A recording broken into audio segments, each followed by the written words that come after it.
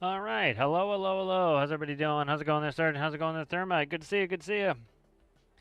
Yeah, I'm going to test something with the game audio. Okay, good. Seems all right. There we go. See if this cat will sit still. He will not sit still. There we go. All right, good. So we played a little career. Again, I had a little burnout, and so the career helped. Worked on Squab a little bit. Squab's the rescue vehicle for Leviathan, which is my big-ass submarine. It's going to take 100 years to finish. So keep knocking away, trying to get some stuff done here. So let's see what I want to do. I'm thinking squab and missions is probably high on the list. We could move some fuel. That's a thought. Don't really need the money super duper right now. So let's go ahead and let's try to get a mission. See what I got for missions out there. It's been a little while.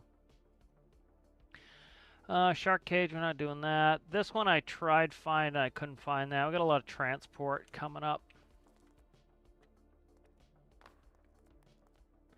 The game did have an update today. We can take a look at that right quick. Yeah, we'll look at that right quick here. It's not something that really interests me, but it's, you know, again, people have been asking for this. So, Airburst update. Minor update. It adds Airburst ammunition to the weapons DLC. And then just a bunch of fixes for crashes and stuff. So definitely welcome to see any sort of update. Again, not what I would want, but not every update has to be about me either. So I think some people lose, you know, they kind of lose that understanding that not everything has to be about them. All right, so this one will be fun to go do this. Red Cabrio servicing. Let's go do this one. God damn it, I'm stuck. All right.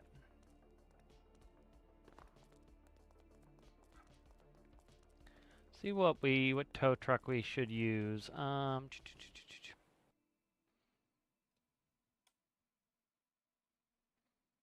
Let's see. Probably this one. All right, let's go to this tow mission.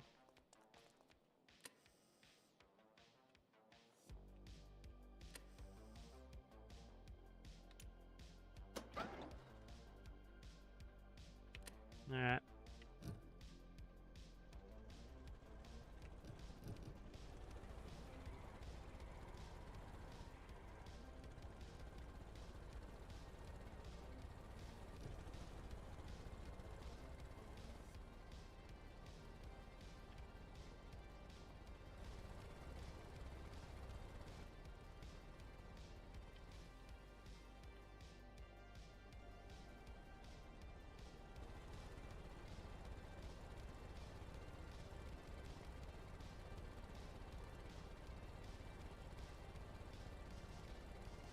How's it going, Tactical Hungarian? How are you? Good to see you.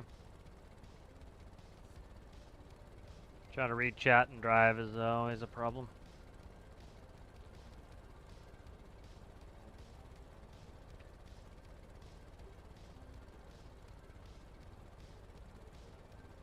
Bison. There's a bison, and there's a rabbit.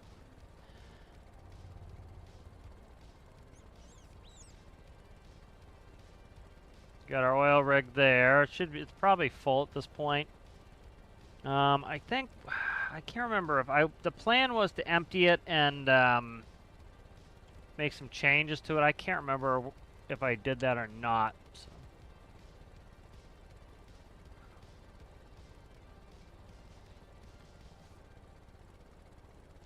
I would love it if the devs would put out a new DLC. I put that in my comment on the update. Was you know, a new DLC would be great.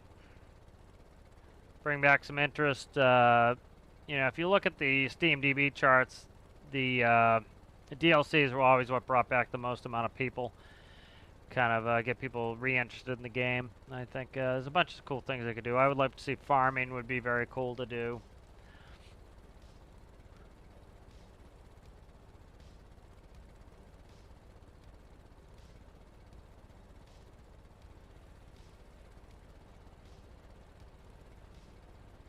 Yeah, because the kind of their formula is they want to make everybody have the parts so that, for example, you can download stuff off the workshop and not have it missing parts. So the parts are there, they're just, you know, deactivated, not functional. So you can do some good things with the farming equipment where, like, the parts that actually do, say, the plowing or the combining or the cutting, depending on what, you know, what they would add, they're fine for decoration. They just would not work if you didn't have the DLC or DLC enabled.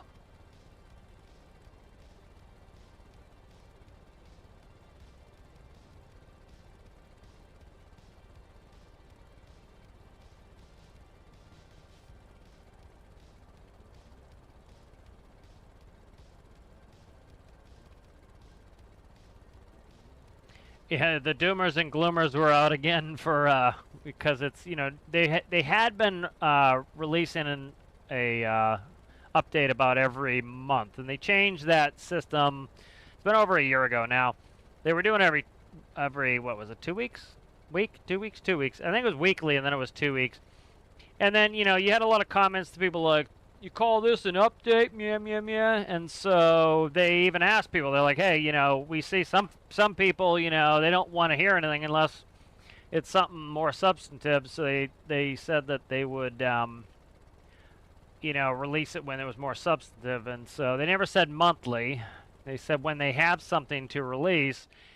And so they just put out the demo for AnyMaker, and as you can imagine, that was probably took up most of their time. So kind of put some of the updates on the back burner, and seems like people will be happy with this Airburst update because, you know, a lot of those weapons DLC people, it's good to see new stuff for that. And it's also nice to see that, yes, they will go back to some of these DLCs and work on them. They did add some stuff to, if you remember, the Space DLC quite recently, and I would like to see them add to the Industrial Frontier. And I would like a new DLC. That'd be great. But with the new game, the likelihood that they pump out a new DLC at the moment is probably pretty slim because they're working probably all hands on deck on that game.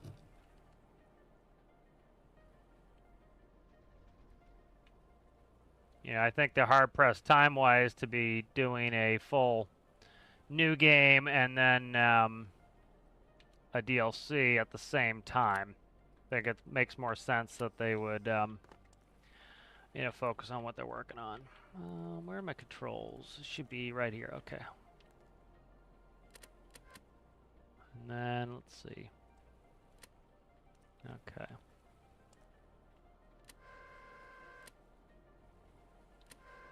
right, there we go.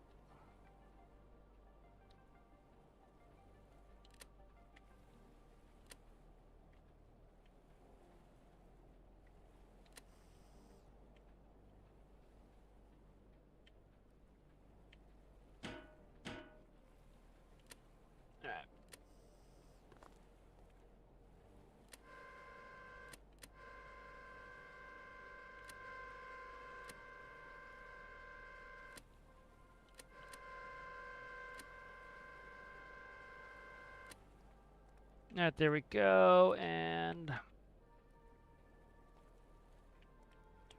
do I have extra ropes? I don't think I do. All right, let's take a picture.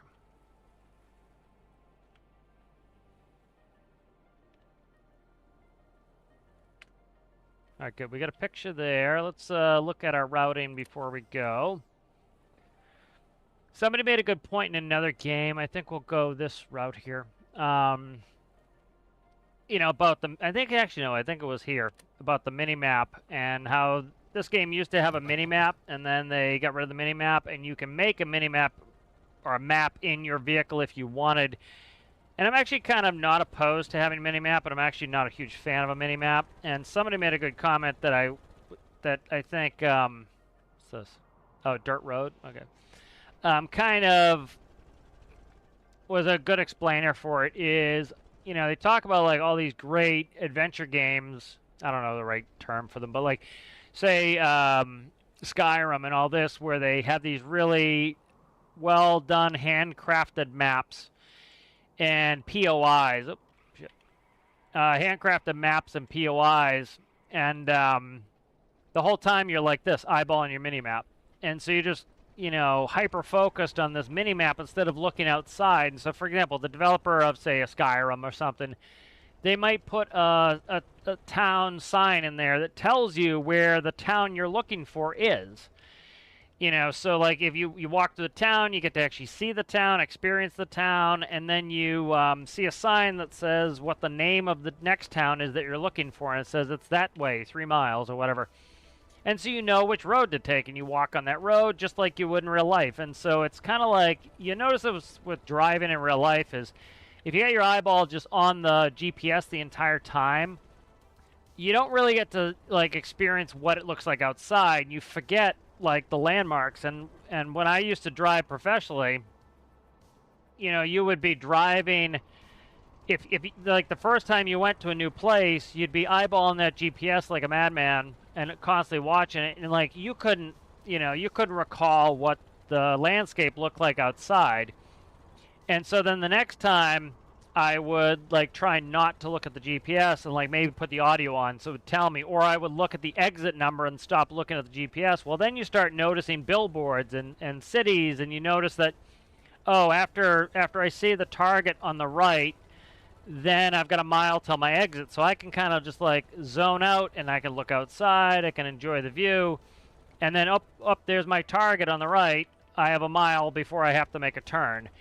And so kind of, I think, you know, having no mini-map, like, I've already looked at the route here. I know if I stay on this road all the way and don't take any side roads, I'm going to get there. And so I can kind of experience what's going on the map. And, you know, if you want to put one in your vehicle, you can certainly do that. But, and then like a game like Escape from Tarkov, like, if you notice, we're not taking any side roads. So we're just going to take it all the way up there. Oh, shit. Hitting stuff because I'm, fuck, don't do it. Oh god, that sucks. All right. All right, we're gonna do this. Let's see if I can get out of this. I doubt it. Let's do this. All right, I was not paying attention. All right, let's see what the landmark is here. There. Okay. So what we will do, how's it going there, Jay?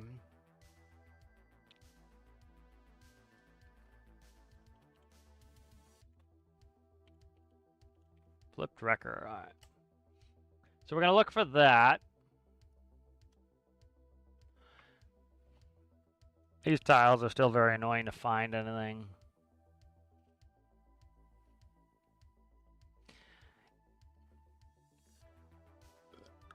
You know, what I was talking about before I ran off the road was, you know, it's like an Escape from Tarkov. One of the things I love about Tarkov is, like, there is almost no UI on the screen. You know, you have to actually check your magazine. There's not a magazine counter on there. There's no mini-map. And what you find in Tarkov is you learn the map intimately. You know, I have 7,000 hours in Tarkov, so, you know, it's kind of a, you know, extreme case. But with 7,000 hours in Tarkov, I know the map. And I know the map because I've got that time in it. And so I know, like, I know the sound of where stuff is made on Tarkov. Like I know, oh, this person's going in this window right now because I know the sound of it. And you get that intimate knowledge because instead of eyeballing a mini map the entire time, you're actually looking outside and you're seeing landmarks. And you're, like, for example, like it's pretty sick the level that like me and some of my friends who play Tarkov know the maps because we have like I said, 7,000 hours in the game. You, for example, like I can look over somewhere and I can spot the enemy because I'm like, oh, that black dot shouldn't be there. And that's the level of sickness you get to because it's like literally you look across the landscape and you're like, oh, that black dot shouldn't be there. And you can tell that this tiny little black dot out there does not belong there. And boom, you just panned your camera and then you look back and yep, there's the enemy. And you can spot them in like 2 seconds because you have that really, okay, it's here, but it's right there. Okay. Because you have that really like extreme knowledge of it because you look at it and not look inside of the map the whole time. And I think that really helps you get more involved in a world. And I can imagine like if some of these games, like especially games like Witcher and Skyrim, where like they painstakingly craft these worlds, and how frustrating it must be somebody just eyeballing the minimap the whole time instead of actually looking, and then they try to make sure the signage so you can tell where you're going, and then people are just eyeballing this minimap. So and a lot of it is like you develop skills when you have to. Like when things get taken away, I think that's when a lot of skills get developed. Like for pilots, for example, you take away an autopilot, their hand flying gets better. I do a lot of hand flying. Some people, like, as soon as they get to 600 feet, boom, autopilot's on. And so the problem with that is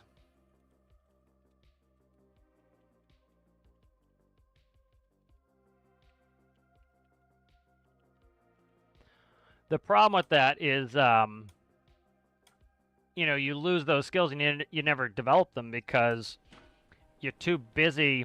You never actually get out of your comfort zone and use it. Oh, actually, let me see. This is a trick people do too, is they try to use the doors to get them lifted up.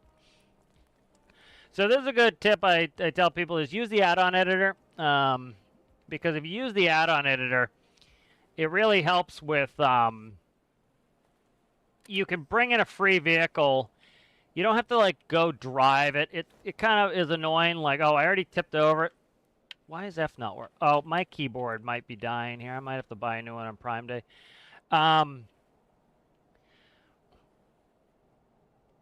Especially for if somebody's newer to the game or their play session is newer and they don't have the cash to be doing some of these things, you can just use the add-on editor and bring in something for free. All right, let's see. Up, shift, down, shift, okay.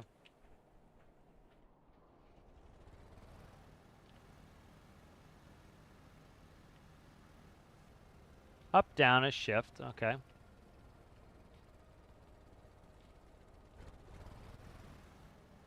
What's going on here? Parking brake on? I haven't driven this vehicle in a while, so it was, see, start, stop, 6. There we go. There we go, all right.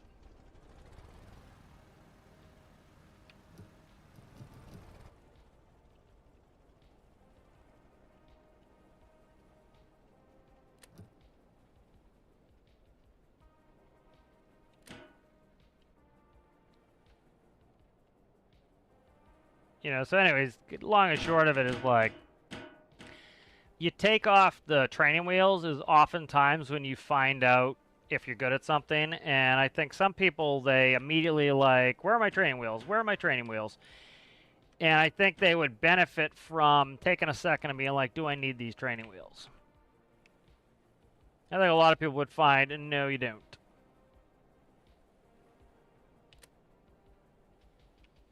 You can function without the training wheels. You don't need it.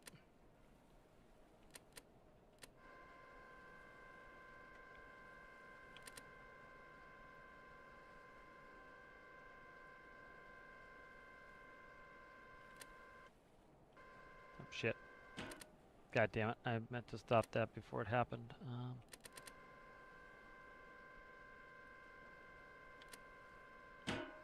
I had this problem before where the, God, I'm gonna fucking lose my mind here in 2 seconds.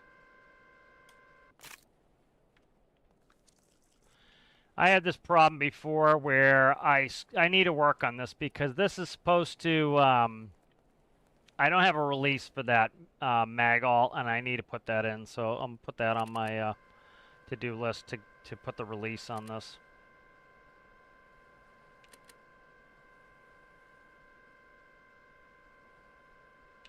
Alright. Yeah, god damn it. Why? Why do you have to do this shit to me here? That's the problem when you haven't used a build in a while and you forget like what its controls are. It's quite aggravating.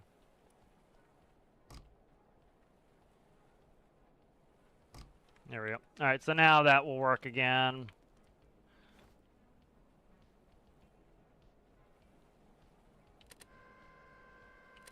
The other thing too is like a lot of these vehicles I've come up with what I would consider better control schemes. And I rarely go back to my old builds and then change to that scheme, so it's kind of like deal with it. And so as I kind of get a better control scheme going, you know, I really should be going back and fixing my control schemes.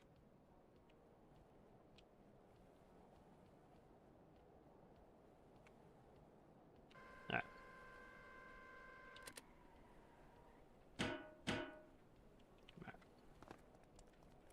All right, so that's good. Let's go ahead and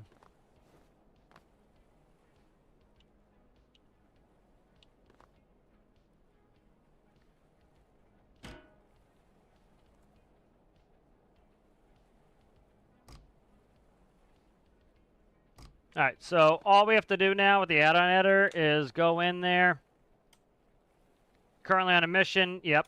Go into the add-on editor, close it out, and that's it. You've got your, it's gone. So that's a good way, especially if you're like new in your career game or, you know, you just don't want the frustration of having like, oh Christ, I gotta go back to the base and then I gotta like go get something and drive it out here to go ahead and, bring the crane out here, then I gotta go back and get rid of the crane, and like that's a big pain in the ass. And so the better thing to do is like, oh no, I've tipped over, RP it as, hey, I screwed up, I'm not gonna punish myself for that little mistake. I'm gonna use the add-on editor, I'm gonna bring out a crane, say, you know, you can pretend, hey, I called the office, you know, hey, sorry, we had a wreck, can you send the crane out and pick me up off the ground? You know, and you can RP it like that, and then, you know, you can get back to having fun instead of making it a drag. It's like people who make the game a drag and like, oh my god, you know, the devs this because, you know, it's so easy to tip a vehicle over. It's like, you know, why you complain about it? Go spawn in your crane, tip your vehicle back over, and move on with your day and have fun, you know? You know, some of the complaints of like not having good controllable vehicles, it's a design thing.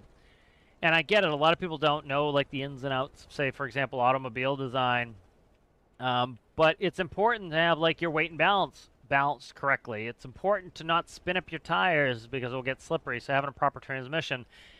And you don't know what you don't know. And you see this with a lot of new players is they're like, oh, it's like skating on ice in Stormworks. Well, it's like, I don't have those issues because, you know, I've got a proper transmission, so my wheels don't spin, and some of the vehicles, I grip up the tires, and so, like, until you learn those things, it's easy to just blame it on the game because you don't know that it's something you've done or not done with your build. But it's really, it's a easy out, and it's a scapegoat, and it doesn't, you know, you're never going to fix your problems by just saying, boo, game bad. You know, you got to go in there with some questions. Don't go in frustrated and go ask for some help. Be like, hey, you know, my truck slip sliding all over the place. What is the best methods to make my truck not slip slide around? You know, and one of the big ones is a transmission. Because if you spin up your tires, either over torque or under torquing them in game, if you spin those tires up, they're going to get greasy just like they would in real life. and you're going to have problems. You know, you need to have a good transmission where, you know, you go up and then you shift to the next gear and your wheels aren't spinning all the time. And if they're not spinning, then you're in good shape to, you know, have good controlling vehicles. You know, if your vehicle's always spinning around, it often means that your center of gravity is too far in the back because the weight always wants to be going forwards. So if you have a lot of weight in the back of your vehicle, which is why I have to be careful towing this car and I don't go too fast and I don't take a turn too fast, that car is going to try to spin me around because I've got 50% of the truck is in the back and now I got a vehicle in the back. That car in the back of my truck wants to be going in the front. And so I have to be careful and I have to make sure that if I start to slide sideways, I actually power forward to pull away from the weight. You know, that's why things like tractor trailers have trolley brakes. They can put on just the trailer brakes, and the tractor actually tries to drive forwards while braking the trailer, and that will stop the trailer from sliding. You know, so it's actually pretty interesting. I like the color of the ground out here. It's neat. I like to get back to some mining would be fun. Multiplayer mining would be fun.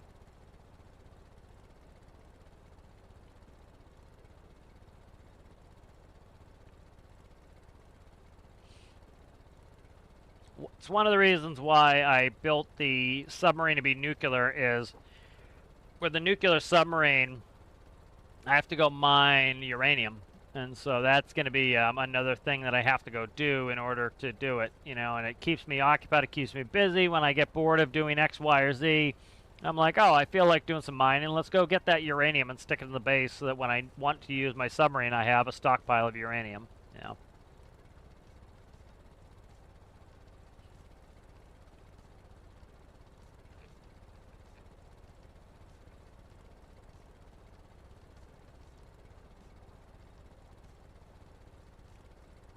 You know, the other thing too that will help you enjoy gameplay is don't always try to do the most efficient min-maxing that you can. That's a very gamified thing. Like, you know, of course, getting a helicopter and using a helicopter to pick this car up would have been the most speed efficient.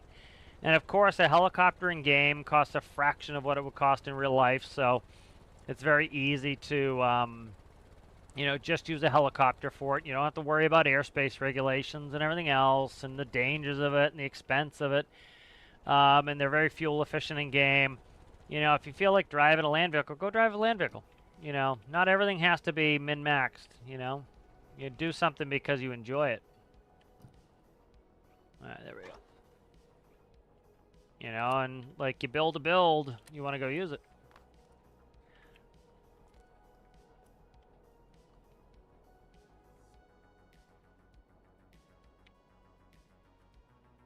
This is also cool here. All of these gas stations around this map. There's this one here. There's one. Where the hell is it? Liam's Garage right here. I think there's another one maybe. Maybe not. Just Liam's Garage in there. No, there's one over here. There's Chicken Sewers gas stations right there. All those gas stations have a free workbench. Now, I wish you could buy fuel there. You can't. They're stored here. But again, I think people will look at this the wrong way. These are your base. You own these. You have to fill them up like your regular base. Like, if you look, you can store minerals here. This can be your home base. You know, you essentially own this. You know? Now, what would be a really cool addition to the game, I think they could do, make it pretty easy, is, you know, if you have this base and you say delivered food items, let's say they do like a farming DLC or something, or let's say they put in some sort of production.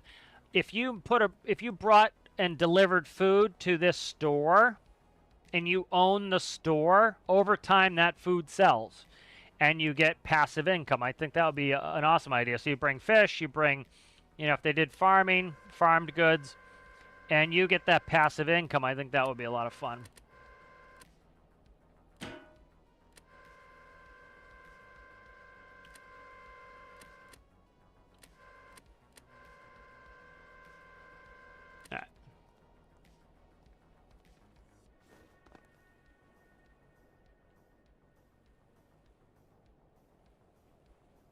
You know, I have a parking brake on this. But that's not a bad bit of money for this. That was fun. Let's see. I don't know where the workbench is, so if we open it up, should be off to the side here. So yeah, it's right here. So let's try to bring this over here, and we'll stick it in there. But that's one thing too, is you own these gas stations essentially. You don't own them, but they're free, and you have them. So if you want to use them, you can use them.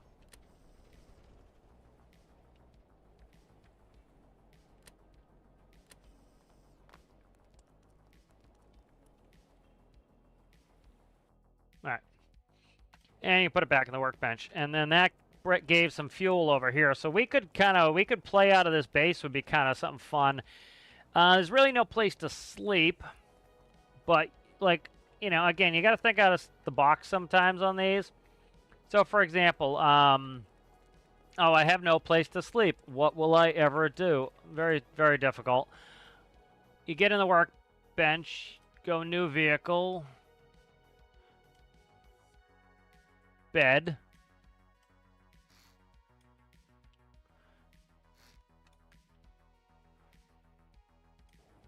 And there you go. Now you have a bed. Go ahead and sleep. Get a new mission.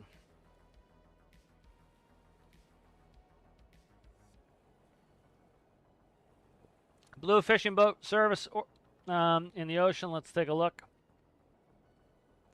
Let's see. A blue fishing boat requires service in the ocean. $2,000. I don't feel like doing that one. So we'll go back in our bed. You know, this.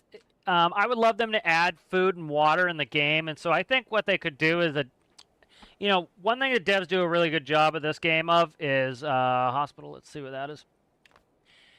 You know, when they put out a DLC, they try to also make it useful to people who don't want to buy the all right, mountain lion. So we got to be careful of the mountain lion. They want to make it so the game is also playable, or an update or a DLC, especially, is also usable for people who didn't buy it. So, like, you get some parts that you can use for cosmetics if you didn't buy the thing. I think one thing that would be kind of cool is if they added a farming DLC. The DLC should have all the farming stuff, like the you know, the plow pieces, the sprayer components, all that stuff. And then one thing they could add to the base game is thirst and hunger requirements. And so you get hungry and you get thirsty. And so one of the things you could do with that is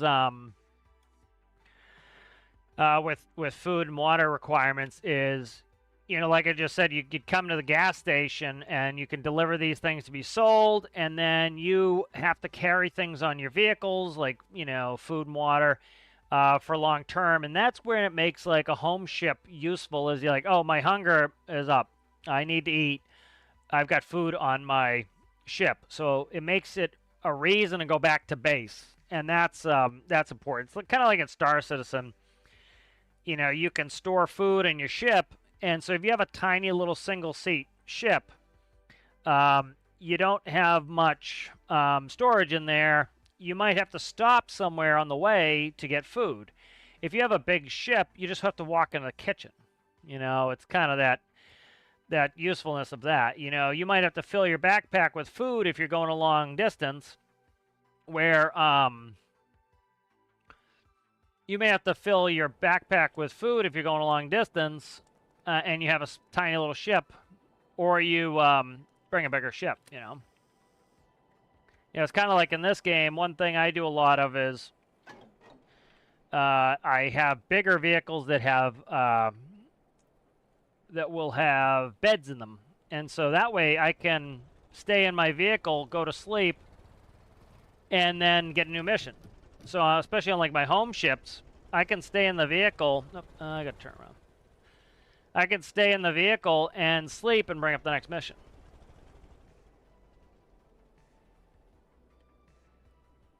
I see where I'm going here. We won't put on the siren for too long. It's just too damn annoying.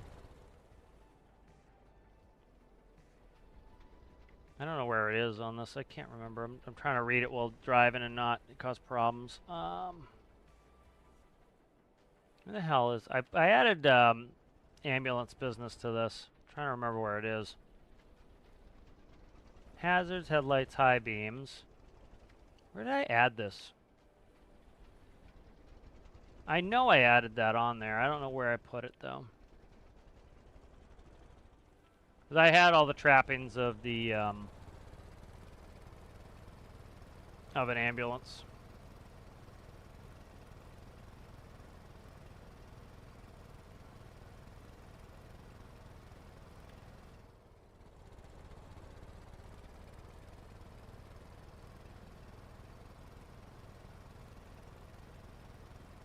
There's...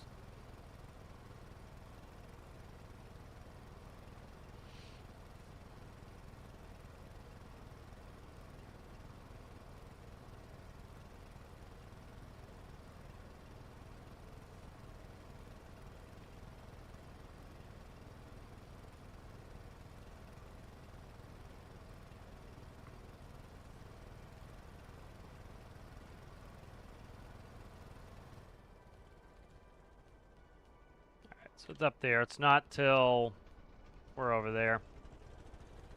I know there's ambulance business. Unless this is not the most recent update to this. I did make a bunch of updates, but this looked like the most recent update.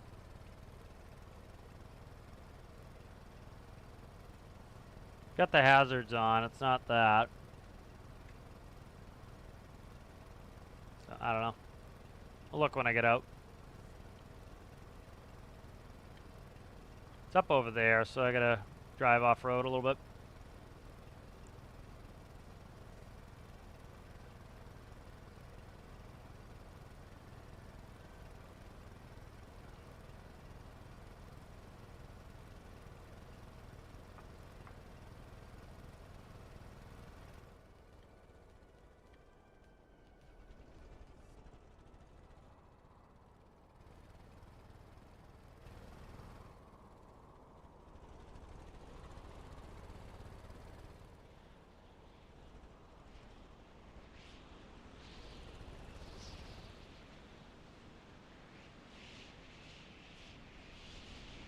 So where are they? They are just... I think they're up top, on the top of that dome. Maybe. Yeah, I think they're up there.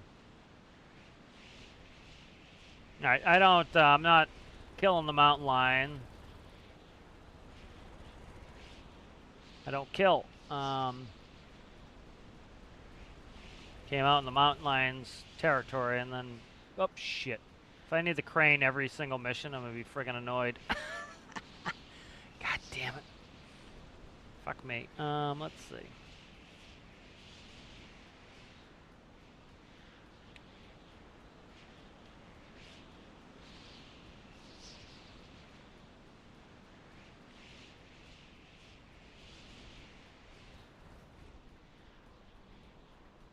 Up, we might be alright here. Let me see. Oh.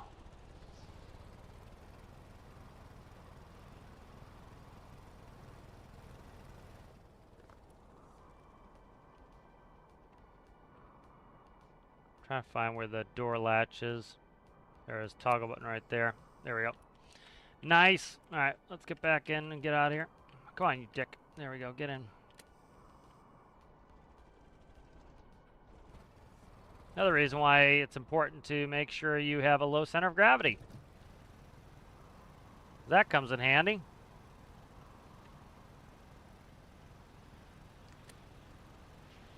Alright, there are the lights. Okay, there's a siren.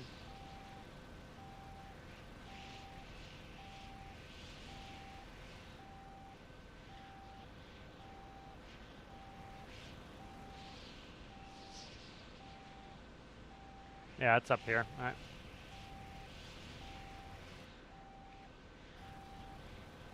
Good old Pillock Cramp. This is the Pillock Cramp ambulamp. Alright, there he be. I'm gonna try to sneak before he makes us a snack, so.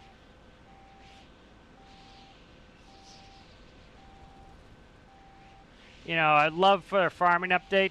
He was running away. To have,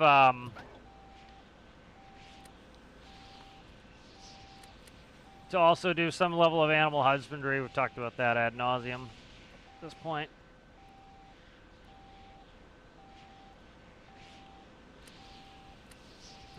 Still have paint issues with this I gotta fix.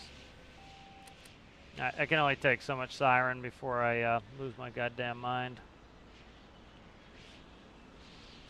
You know, I keep saying as well, that's kind of I find pretty funny, is people like, you know, there was literally a post today, they're like, you know, why did they abandon search and rescue? It is literally the main type of gameplay in this game. I don't get what they mean when they say abandon search and rescue. I'm like, what are you talking about? Like, I don't get it. Like, just because they've added other things didn't mean they abandoned search and rescue. Like, I don't get it. And then I ask people, like, what would you add search and rescue wise? And often it's very thin what I'm hearing. Like, people don't have any ideas. And it's like, what are your ideas? Like, I put up some of my ideas before, like, yeah, if you want to do, like, for example, there's a well, and, you know, every once in a while Timmy falls down the well, and so you need to bring something with a crane to get Timmy out of the well. That would be fun, search and rescue.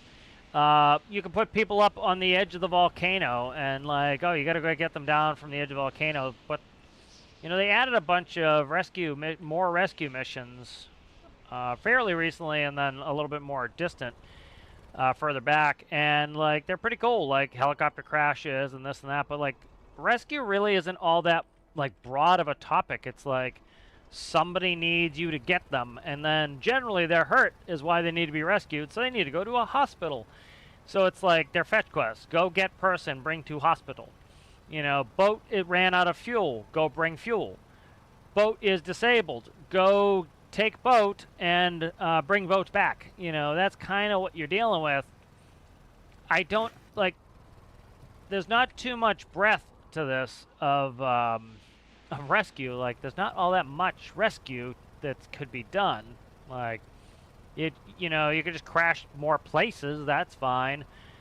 But, like, when people are like, you know, when are they going to go back to rescue? Like, look at all the missions that have popped up. How many like transport missions have I had? Not many. I rescued a car. Like, you could argue maybe that car tow wasn't a rescue, but it was. You know, person stranded in the middle of the desert. Their car broke down and you had to go rescue the car. Yeah, that's a rescue mission. This person here, they got attacked by a mountain lion. They need to be rescued and taken to a hospital. That's a rescue mission. Most of the missions that are popped up on my map right now, they're all broken down boats, go rescue, bring back. So they're all rescues. So I think if you're going to make a comment like, when did the game abandon rescue? You should probably be like, what are your ideas? What would you like to see added? Because that would actually add something to the conversation.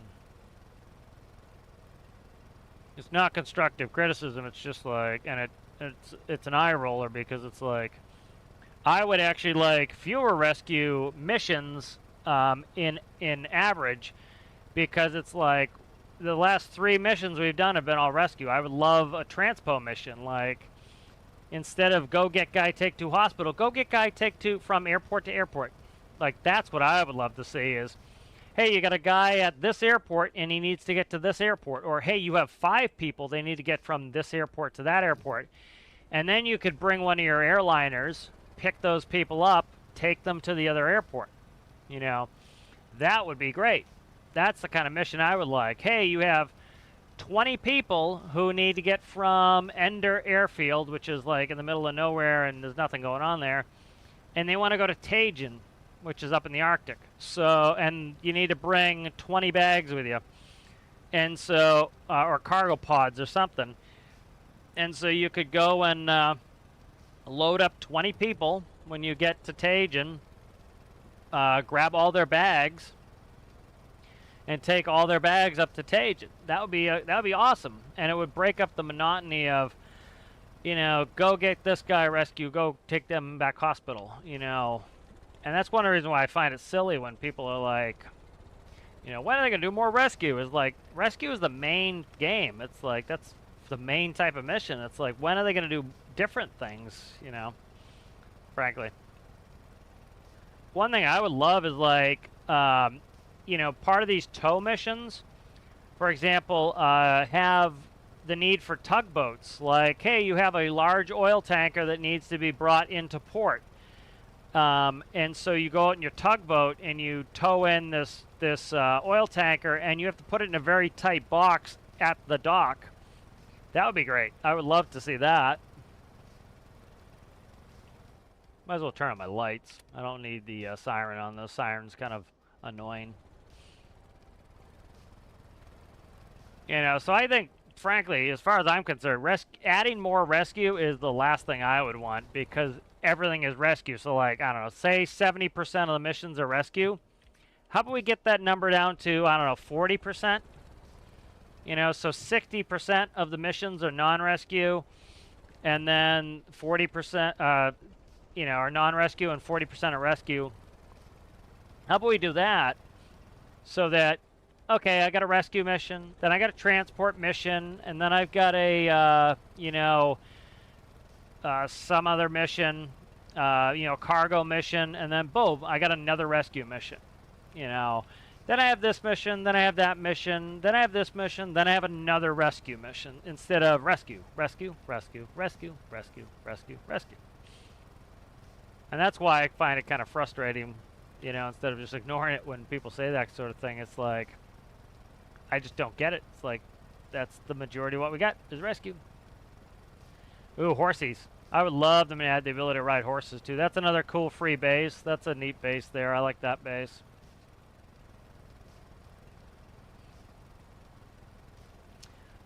Yeah, I think animal husbandry would be fantastic.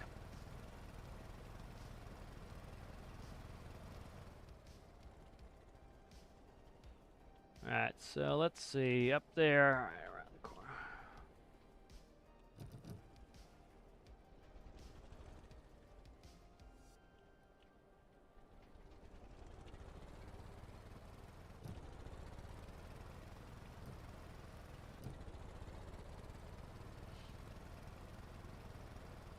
Another add-on or another update I would love to see is 1x1 jet parts, because then we could do APUs, we could do small small jets, small turboshaft helicopters, where essentially just do the same jet parts, just make them 1x1. You know, and so maybe a compressor section would be 2x1, turbine section would be 1x1, you know, and, combustion 1x1. And that way, you know, you could make things like APUs. You can make small jets, small turbo shafts, like helicopters. You could do turbo shafts in boats. That'd be really good.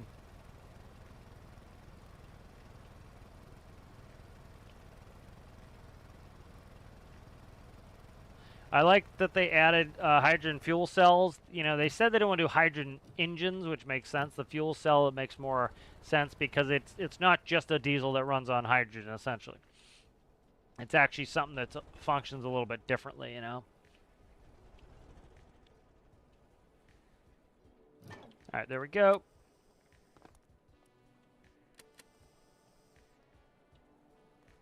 How you doing there, guy? You ready? All right, let's get in there. Manhandle him in there. All right, I'm going to go take a couple-minute coffee break and use the facilities. Let's check up on chat. Yeah, having a high CG on a heli is a good time. Yeah, the helicopter wants to be upside down. Uber missions, like, sure, I'd be happy. Like, you'd transport one person from A to B, and, like, it would be, you know what would be hilarious? You put them in a really fast car, and you just zip. You know, you just drifting around. That would be fun, you know. All right, I'll be right back. I'm going to do a coffee break. Let me get the cover screen up for coffee break, and I'll be right back.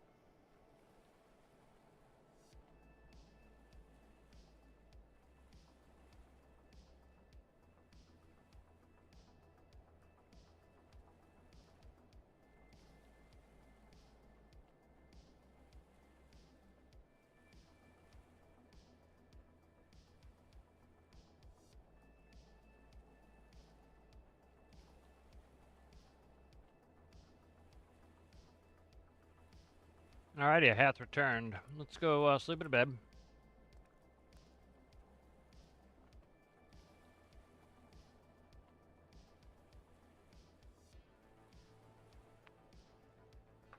Cargo boat servicing, I doubt we're doing that one.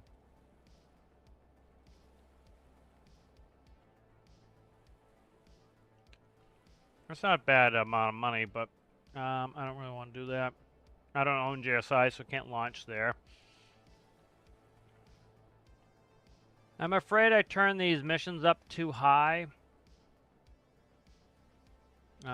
Because... What's that? Hunt a wild animal.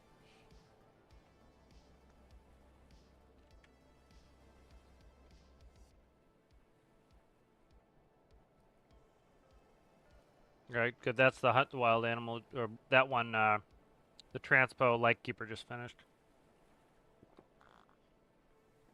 Fishing boat servicing. Do we have no... Okay, it's right there.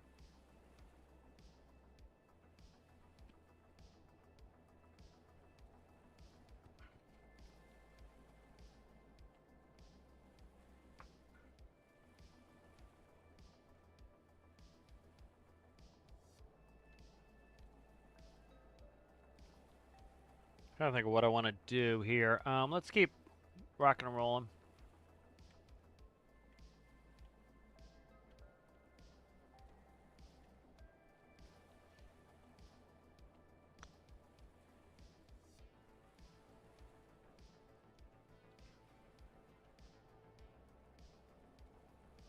Extinguish fires 6 people to the hospital. Ooh, 6 is gonna be tough in this.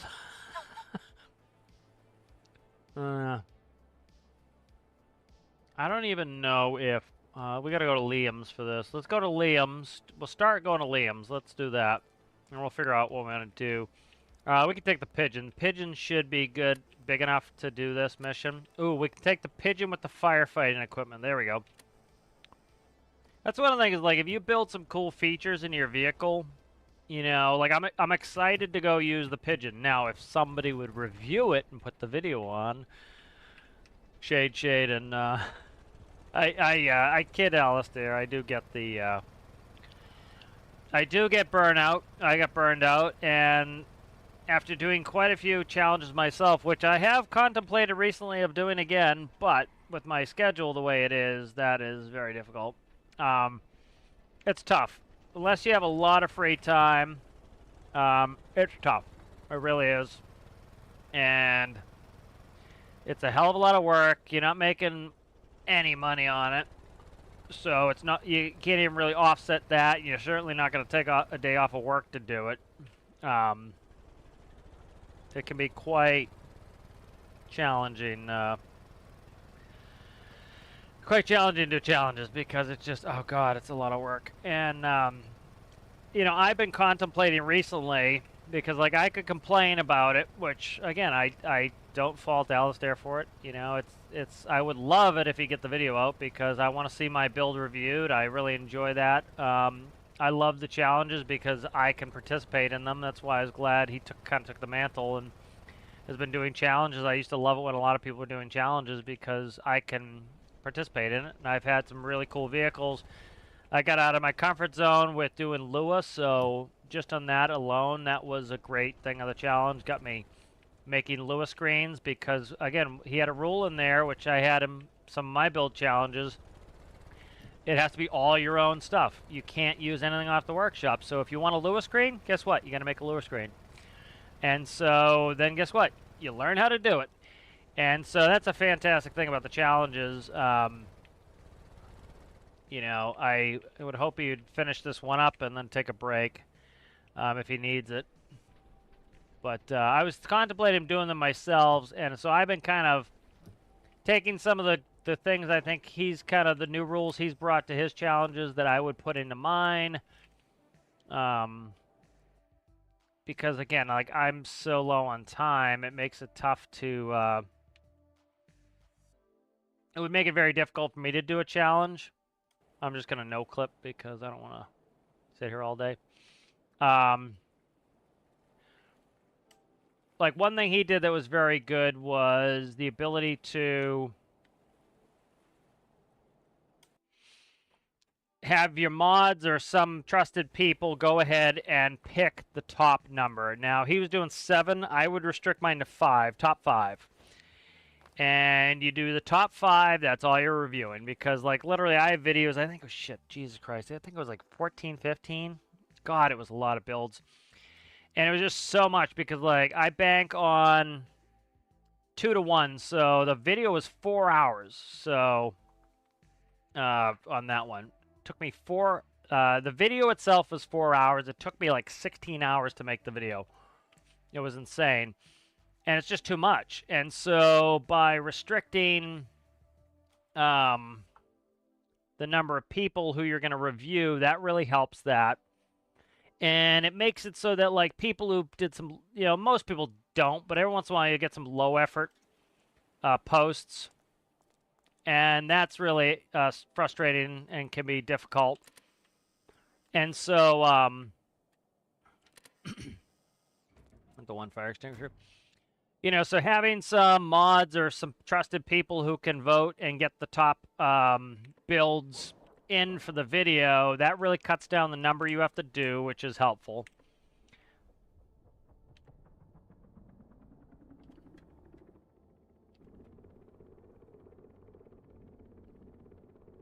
And then what I would do is I would go ahead and I would do essentially 1 video per build. So essentially 5 review videos and then a 6th video, which would be the results. And that's what I would do if I were to do them again. And the benefit of that would be each person's getting their own video. It's an installment thing, so like every week you put out a new video. And so that with 6 videos would be 6 weeks, so a month and a half. And then with that, you would start the next challenge and it would give you a break. And so every week people could check in and be like, oh, what's this week's video going to be? So it builds up some hype, some excitement for the next installment. You say, oh, wow, my video's here. And then you check back in again on the final video. It would also make it so that it's not an hour-long video. Say each video is like 10 minutes. You could actually do a more in-depth review because, like, the editing, yes, overall the editing is probably the same or even more. But by doing a 10-minute video on one person's build, I could knock that out in a week. So I could come home from work, I could review one of the builds, I could put out the video all in my days off and not spend all day doing it. Because if the video is 10 minutes, let's say it's 30 minutes of recording, another 20 minutes of editing, I could probably do that video in an hour and a half, and that's not a bad investment in a week. Oh shit, where are we going? Just at it. It's going to the 0-0 point because I didn't put a waypoint in there. So that's not a bad investment in the week. And so if I can do, say, an hour and a half at most, and then it's a 10-minute video, I think more people are willing to watch the 10-minute video than a long total video.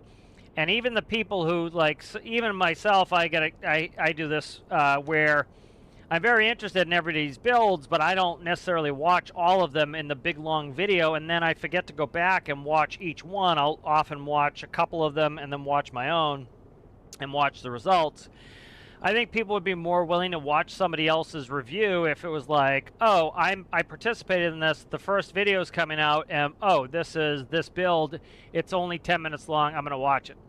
They watch the video, and then the next week they're like, oh, I wonder whose is out this week. Oh, cool, that one. And they watch the video. And then finally they watch, maybe theirs pops up, and then they watch the results.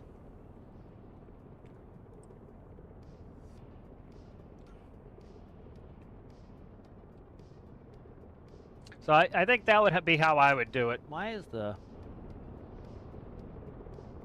There we go. I was just down a little bit. Yeah, so I think if I were to do challenges again, that would be what it would be.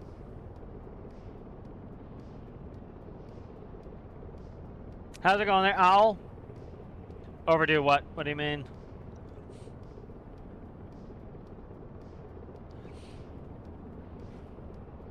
So it'd be cool to get back into some challenges. Yeah, because like again, you know, it was very cool. There was a time when a bunch of us were running challenges, and we were participating in one another's challenges, and that was a lot of fun because you would have, you know, I would go participate in a JSI challenge, and then somebody from JSI would participate in my challenge, and I could go participate in Big Man's challenge, and Big Man could participate in my challenge, and Alistair would participate in my challenge. I can participate in his challenge. And it gives the person who is running the challenge a break to actually go do their own building as well, and I think that's cool. One thing that was, oh, I see what you're saying. Yep, makes sense. And you know, I liked an idea Alistair had where, like, I used to do it a little bit as well, where you would kind of build alongside, or what I would do is build a sample to make sure it was possible that the challenge wasn't too difficult or the rules weren't too onerous. I used to do that sometimes, and so it was kind of cool to do that as well. And so one thought, you know, we had talked about was, say, you know, another one of that challenge video, like probably the introduction would be best, is you would build your own build. And so the best thing to do is, like, so kind of time frame wise, let's say you did a, okay, we're gonna have a challenge. I built this vehicle that fulfills all the rules of the challenge. We know the rules are gonna work. We know the vehicle's gonna work. Boom, here's the introduction video. Here is my example of the challenge build. Challenge is started. And then you go on, you've got the 5 builds, and then you have the finish. So essentially it would be 7 videos for a challenge. And that would be 7 hours probably of work. You could probably get it done in 7 hours, and it would be split out along, say, 7 weeks. So you're only doing an hour a week. That is more manageable. And, you know, like I said, one of the videos, literally, the video took me 16 hours, and I did it in 2 days. So I did 8 hours a day working on that video. You know, and that's one of the reasons I got burned out, was it was just way too much. Where I think by keeping it more reasonable and being less of an extremist myself, that really helped. And it made it fun for me. You know, and then knowing that I don't have to get out all the challenges in a couple days, it allows me to sit and do, you know, like I said, I could probably get one of the videos done in an hour easily. You know, bring it up, read how you want me to operate your vehicle, go through your workshop page, do the review, stop, edit the video, post the video, done. Probably could get it done in an hour. You know, because I've been doing them quite a while. Kind of my workflows. I had my workflow pretty good at that point.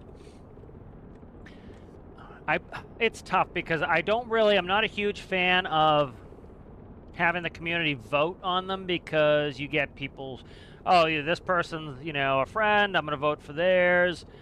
That's kind of a pain in the ass. I get it, certainly. You want to vote for a friend's build, but it makes it difficult. So it was like, I liked Alistair's idea of having the mods, but the problem is, like, a lot of Alistair's mods make great builds, and they can't participate. And that was kind of a problem I find too, is, you know, it ends up being where the people who are often some of the best builders in the community that became your mods or whatever, now they don't get a chance to build anymore, and that sucks. So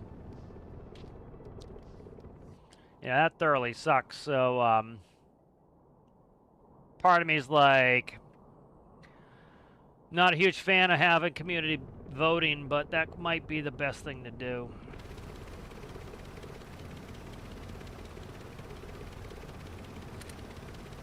I don't know why I'm opening that door. See if I can get a good picture of Pigeon. Not really, not sitting in the smoke. Okay.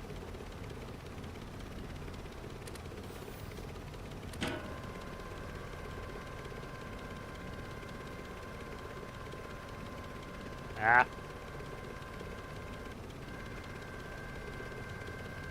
That smoke won't last for too long. I gotta get the fire extinguisher anyways. I completely forgot about the fire extinguisher.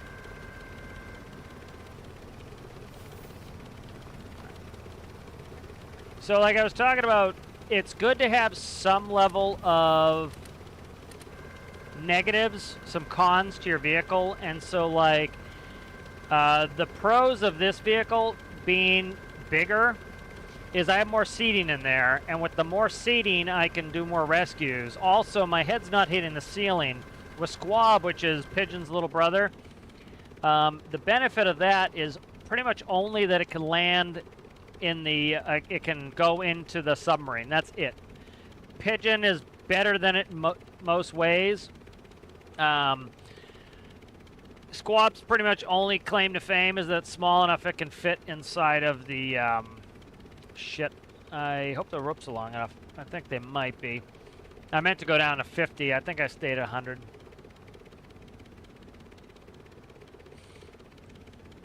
You know, so kind of, you know, having some downsides. And so Squab is just like, my head hits the ceiling when I'm going through the back of Squab.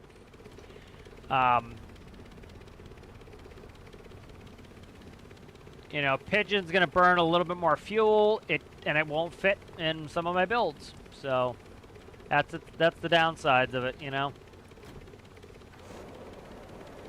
You know, so it's good to have some negatives in your builds. It really is.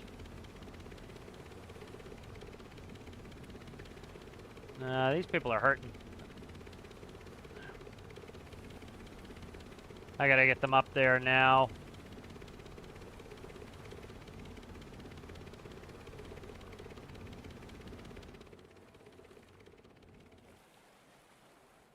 That's not a bad picture. I like that.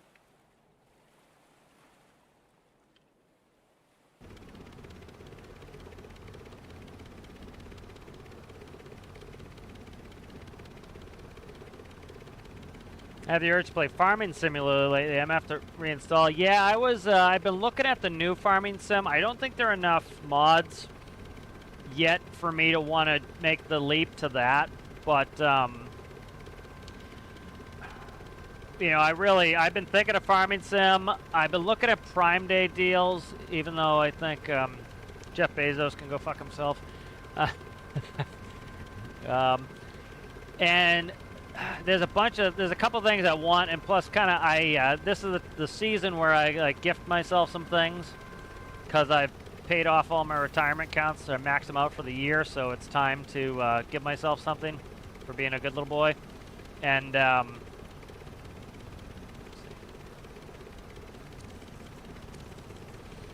And so, you know, I was looking at some things. I would love to get one of the Warthog flight sticks. That was something I was thinking, but they don't have any Prime Day deals on that. So one thing that Farming Sim related was they have the Farming Sim wheel and side panel, which is really cool. The problem is, God, I hate having to hook up all the peripherals. So one thing I was thinking of doing was at some point getting one of those chairs that have all of the attach points for all of your shit, and then putting a separate TV in the corner and hooking it to my PC, and when I go play those games, I sit in the sim chair and I do it on the big monitor. So that was a thought. Oh, maintenance? Yeah, that's interesting. I didn't even hear about that. Yeah. Oh, god damn it, I forgot to lower this. Piss. Get talking and my brain goes out the window. The new Steam controller seems interesting. Let's see what's on the Prime deal days that are interesting.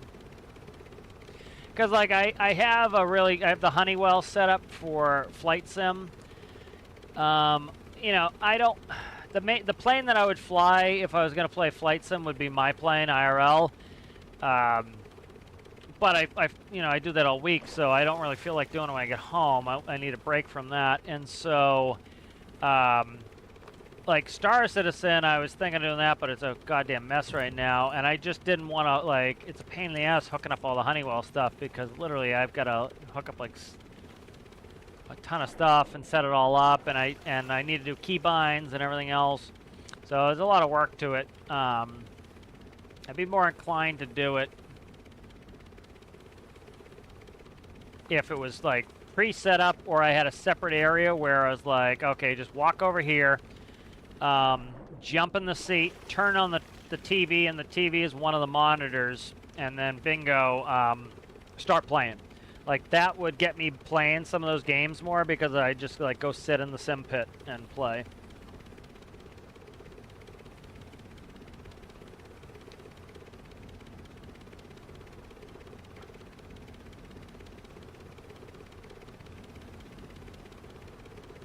Oh, I gotta do this for work. Let me do this real quick. Take me 2 seconds.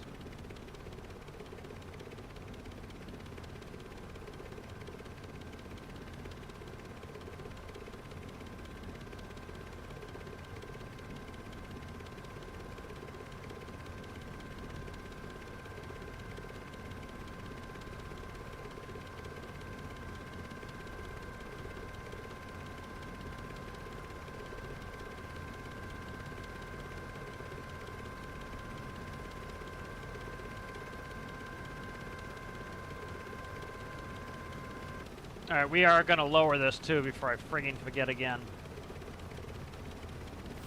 I am so happy with this, like the way I've got my harnesses set up now. I think this is a really good system. Alright, let's get in the seat and do this shit real quick. You know, like another feature I like about this vehicle over Squab is that, is the seat rotating, because that's convenient.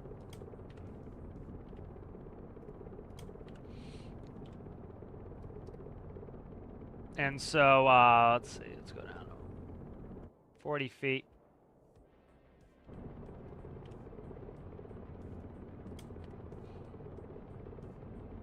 And so, like, this is bigger, so it can have a feature like that. Anybody need to have some meds pumped into them here? Not yet, okay. Like, this whole system is very clean, and it rarely has any problems. Everything folds up nicely, so it looks good. Oh my god, I forgot this asshole here. It folds up very nicely. It doesn't, I hate it when they were, like, dangling outside, so pretty much, like, you probably won't see me use my builds where they dangle outside anymore. It just, I really thought that was just garish as all hell. And like, you see the seating capacity of this? That's like a big benefit of Pigeon over Squab.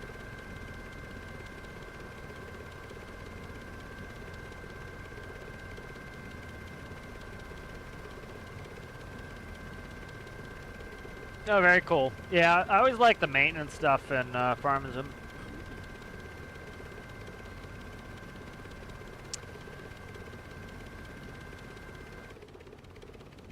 Yeah, I don't know what the current one is, FS-wise, but I love Farming Sim.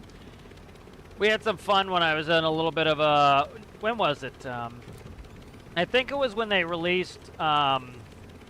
it was when they did the Space DLC. I think we played some Farming Sim, because I was just patiently waiting for them to fix it instead of being an asshole and crying the whole time. And so... you know, I just waited till they fixed it, and then I went ahead. Oh, deceased. Deceased! Bye. Fish food. I just, you know, hung out and played a different game, and they fixed it up and moved on with my life instead of crying about it all day long. Ugh, clipping. I don't like clipping.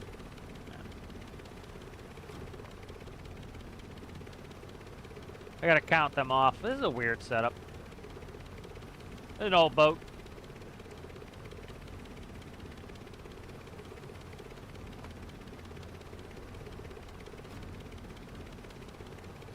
Alright, I think that might be it. Let's hopefully.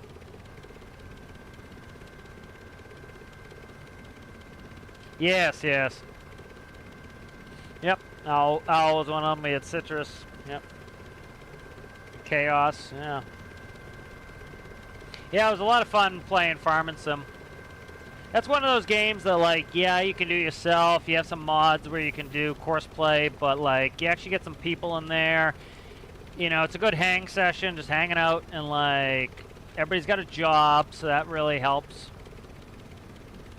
I'm trying to put it in there, but,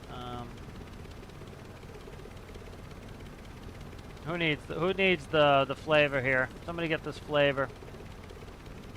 You need flavor? Alright, let's count them. 1, 2, 3, 5, 5. And then I threw one in the water. So that's 6. Alright, good. Let's get out of here.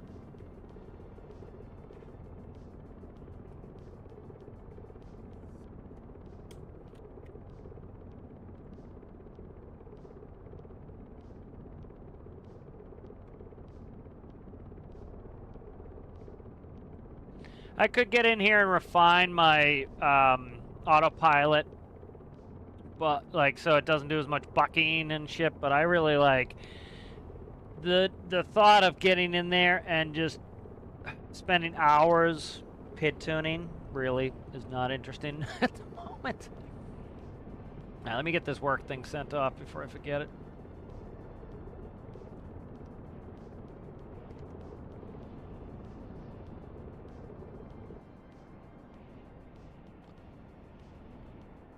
I think they could do some cool things with the animals. I think a lot of that would be, as far as I was concerned, probably best done with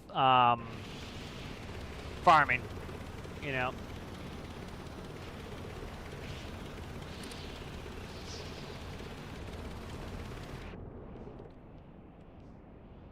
Did I pick like the highest part of the peak to go over for any particular reason, or just to make my own life harder?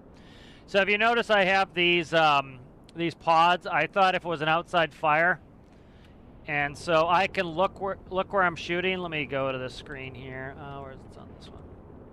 So I can kind of look and aim, and I can look over there and aim over there, or look over here and aim over there. So it's look based and up down. So that's my firefighting modules.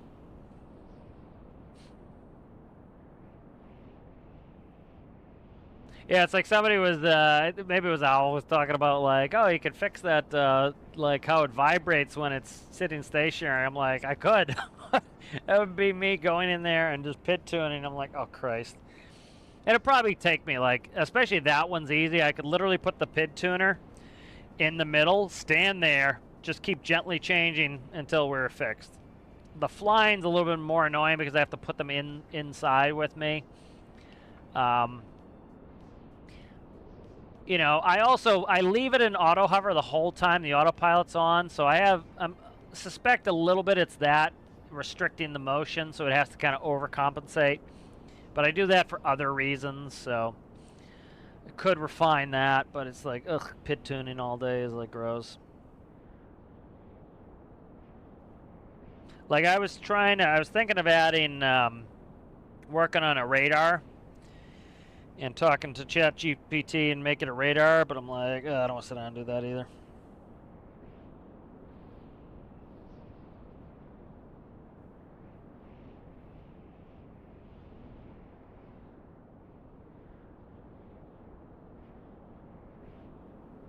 All right, let's go back in. I am very happy, though, to see the devs today in their update making some level of addition to one of the DLCs. People could, you know, I heard somebody was like accusing them of, oh, they've never gone back to the DLCs. They have. They've done some things. You could certainly argue if they've done enough to your satisfaction of whether they've done it, but they have. And so going back and seeing this, and I would like to see them go back to Industrial Frontier and fix some issues. This is one of the glaring issues. This thing is just a pain in the ass. If that was right next to the tracks, between the tracks and the road, right there, it'd be fantastic. Also, why the Christ is that so high? You can easily fix it by making your own add-on, but it's like, you know, most people probably not going to want to do that. There's a bunch of things. We've talked about them a ton of what they probably should do to fix Industrial Frontier. But again, you can see they've got a lot of stuff on their plate, especially with the new game. Curious why this is giving up a little bit too early on its heading. I gotta look at that. Yeah, exactly. Today they went back and added that search and destroy stuff. You know, I think it would be kind of cool. They actually, if you look, they did Space DLC. When was that? If you look the last one before this one, they went back to Space DLC. So it was hydrogen fuel cell and space mining update. So that was an update for that. An Industrial Frontier one would be a good one to do. So it could be coming. You know, these things are things like people are like, oh, they're never going to come back to XYZ, and then, you know, what they do, and, you know, it's like it happens. You know, they, what the fuck is going on there? You know, they get back to some of the stuff, but it might take time, you know?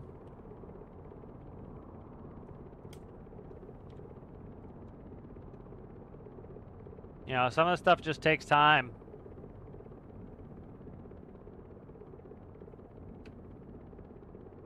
Is parker brake on? There we go. Alright, let's go. Come on there, people.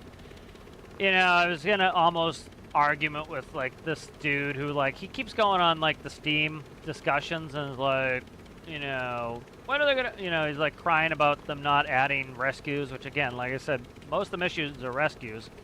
Like if you said, hey, how about you guys, you know, could you guys add this type of rescue or this? Like if you actually had an idea, some constructive criticism, you know, they can make something out of that. They can't make something out of like, when you do this thing, you know, it's like you gotta talk about what you actually want and give them some like, it's like when somebody says, you know, oh, you know, when are they gonna add some, you know, when are they gonna go back, or they've abandoned rescue? It's like I'm like racking my brain trying to think of like what they could add as rescues, because most of it's rescues. We got animal attacks, all this stuff, and you gotta be, you know, you gotta be constructive in this. Be like, what would you like to see? Be very specific, and like the things I would like to see, I can be very specific.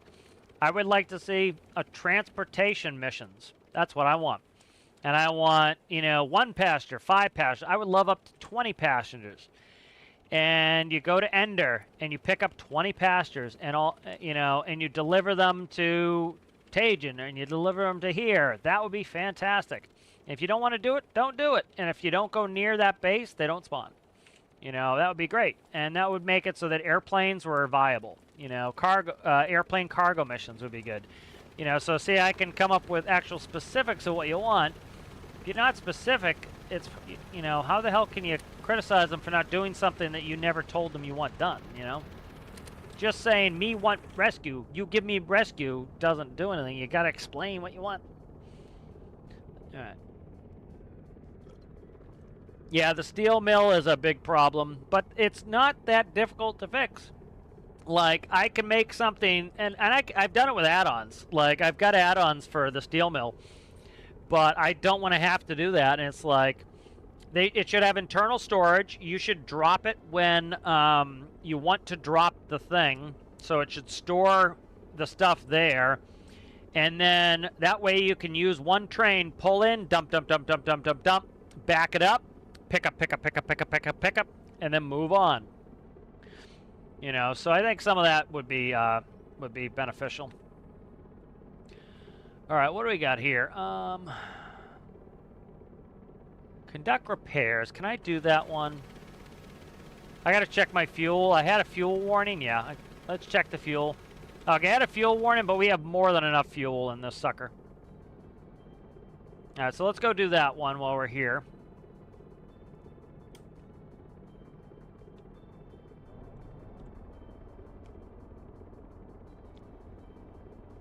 Yeah, as somebody who doesn't like a ton of automation, the benefit of this game and why I love this game, why I come back to this game so much, is like I've been playing some Kerbal and I've kind of almost reached the end of my desire to play Kerbal, just because, you know, I would love to go in and make some microcontrollers for Kerbal, but I can't do it. You know, with this, if I want to hand fly this I literally go deep, deep, and hand fly. If I want to just sit here and talk to you guys and like have it fly itself over there, I can do that, and it's because I've set it up to be exactly the way I want it. You know, and that's one of the great things about this game. Yeah, exactly. Yeah, passengers. That's the other thing they could do with trains, right? Is we got a bunch of good, like, you know, you could have pick up 20 passengers and have it by the rail line. You know.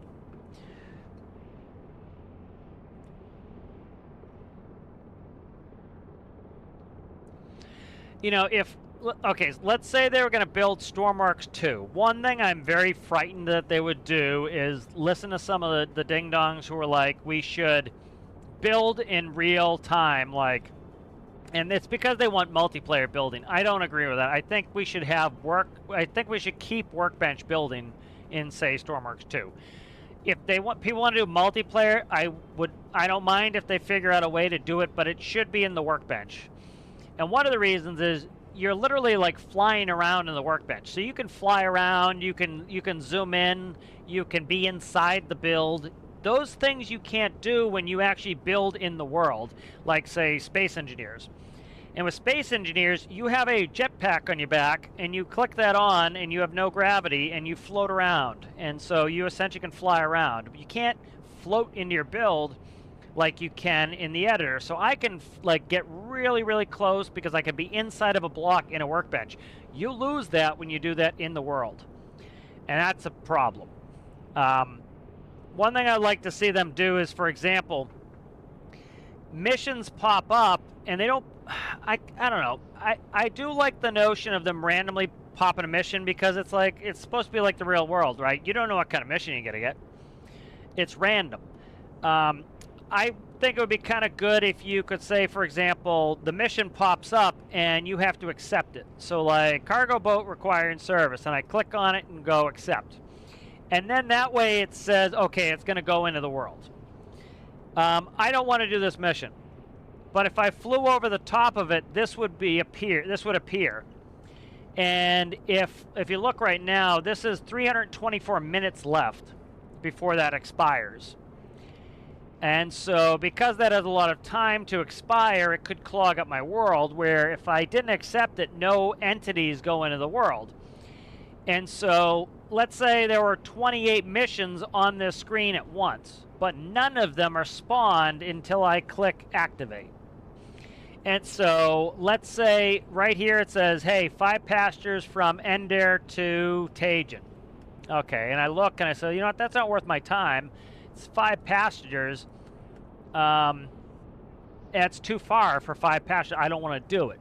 So the mission would stay there, or I could right-click on it and go cancel mission. And it gets rid of the mission. It says, I don't want to do it. And so another, like, you know how that message pops up, another rescue service completed the rescue?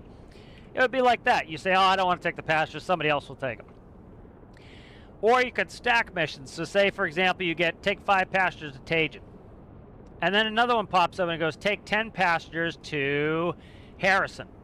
Okay, now that's interesting to me. That's 15 passengers. So I come down here with my plane, I pick up all 15 passengers, and I fly up to here, and I drop off the 10 passengers to Harrison, and then I fly my 5 passengers up to Tajin, or let's say, in that time, another 5 passengers pop up who want to go to Tajin, so I fly from here to there, pick up 5 more passengers, and then fly up to Tajin with 10. You know, that would be a cool way of doing it. And I could quickly right-click, cancel mission, and then, like, you might have 20-something missions always on the board, and you can just pick what you want to do, and you can and deselect what you don't want to do. I think that would be good.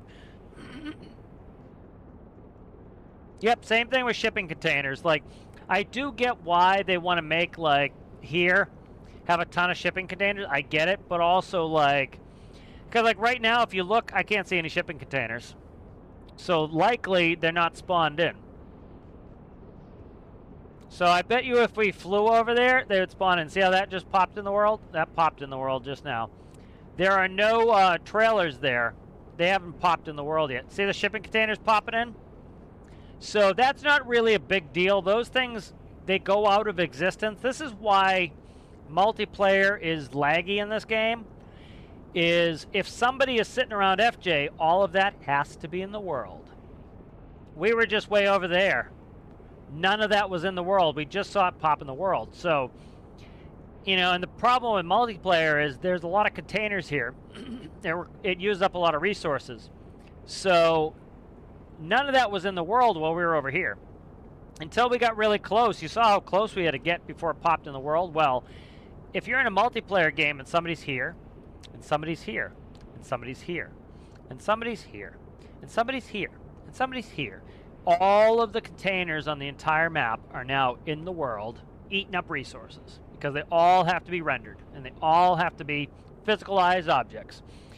And so, like, when we played multiplayer mining, it was however many, were 5 or 6 of us, and we were all in one spot, doing one thing. And it was reasonable because none of those containers were in the world. None of those, like, people keep complaining about their gas pumps disappearing. You know why your gas pumps disappear? Because every time you go away, they disappear. And then when you come back, your computer saves their new position when they pop back in the world. And probably, if it's never happened to me, or I think it happened to me once, it's probably because your computer's so weak that it just couldn't handle it, you know? Let me make sure I save this up. I'm gonna keep trying to do this work thing. I keep forgetting.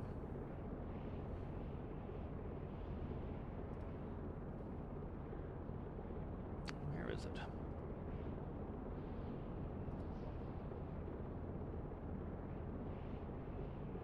Okay, there we go. I gotta send this work thing. I keep forgetting to do it.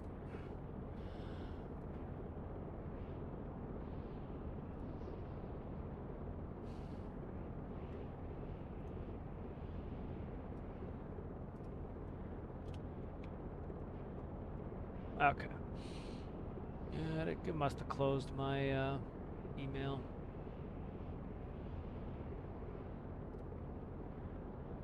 I just saved that. Stand by, guys. I gotta get this done. Where the hell did that go? I just saved the link for my email. It's probably that.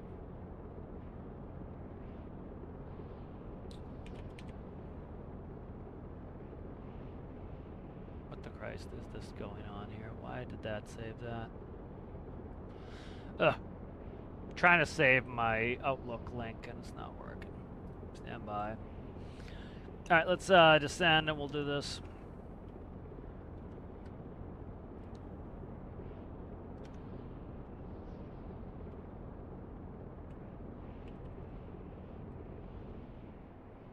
Where the hell is it going? Where am I going?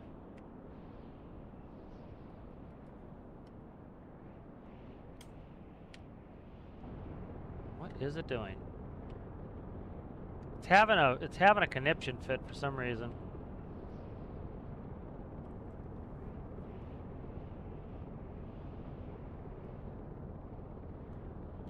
Why is it not going to where the zone is?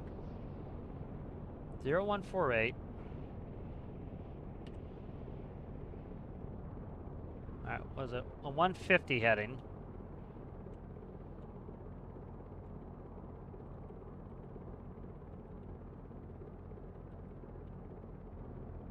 Alright.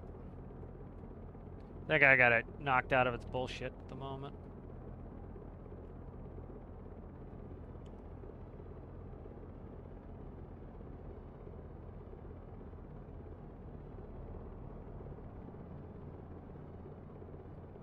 Make sure I have this the right one.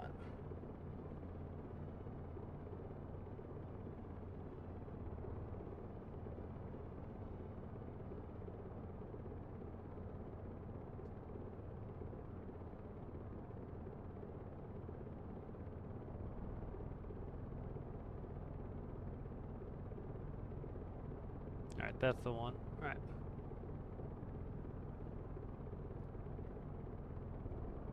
Oh, Jesus Christ, get out of there.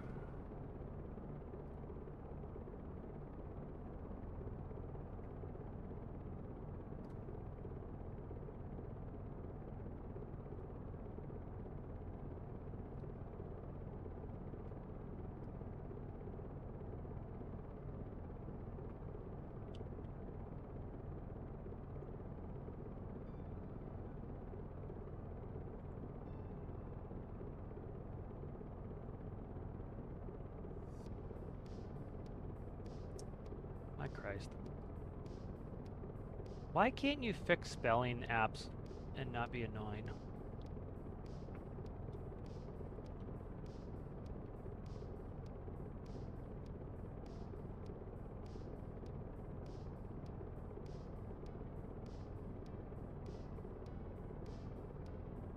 Alright, good. Alright, that one's on its way. Alright, good. I got that done. Alright. I kept having to fix things in this work email, and finally got it all set up. Alright. So these pretty much, okay, so I just figured out a functionality I want. So the reason I opened those doors, let's put pigeon. Again, it's always nice when you can update and improve your build. So on the pigeon here, if I had pressed that down arrow, it would have disconnected those, these in the back. Well, I only need to go down on the center one. So I was going to leave those closed, but the problem is they would have dropped on the floor, and the likelihood of them working correctly and me getting them back in the right position would be difficult. So what I want to do is, when wing doors closed, I want disable winches and leave connectors. So that way the connectors won't disconnect. So when I press down, watch what's going to happen out there. Those connectors let go. You heard them click. And the winches go down. So when the doors are closed, that won't work. It won't allow it to do it. So I want to do that. Oh, god damn it. I did it again. I get distracted too easily here. I got to go get the torch. Actually, I don't know what... I don't know which kind of torch. I'm going to do underwater. It's pretty... You can see it's sinking. Alright. Let's grab the underwater torch because pretty much most of this is sinking at this point.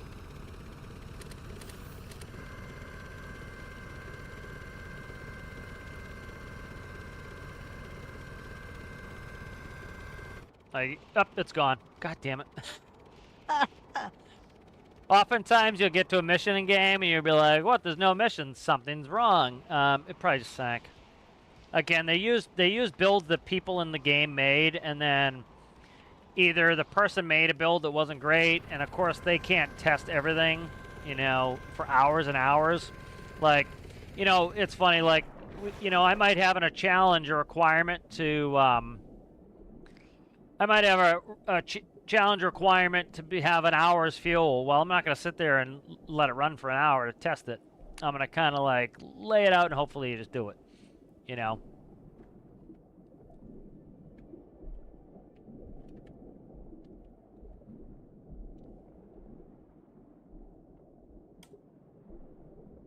Okay, I want to see what is this? I'm trying to see what the challenge is here. Okay, there it is. Which actually, this one's probably on purpose because if you don't get there quick enough, it's gonna sink. So maybe it's purposeful, but and through the different iterations of the game,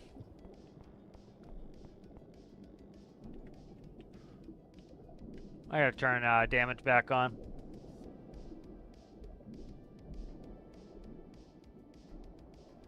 Oh yeah, ships don't sink, right? It's some of the most mindless bullshit that it's like, literally, I'll make it. People say, "Oh, ships don't sink." Declarative statement: ships do not sink, and then you like show that ships sink, and like, "Oh, I didn't mean don't sink. I just mean they take a while." It's like, does language mean nothing to you? It's like, if you mean ships take too long to sink, say ships take too long to sink. You know, this not rocket science. You know. You know, and then they wonder why, like, people have no clue what the hell they're talking about half the time. Okay, they both did it at the same time. Perfect. I love this wing system here. It works so well. All right, we're gonna go get fuel in here.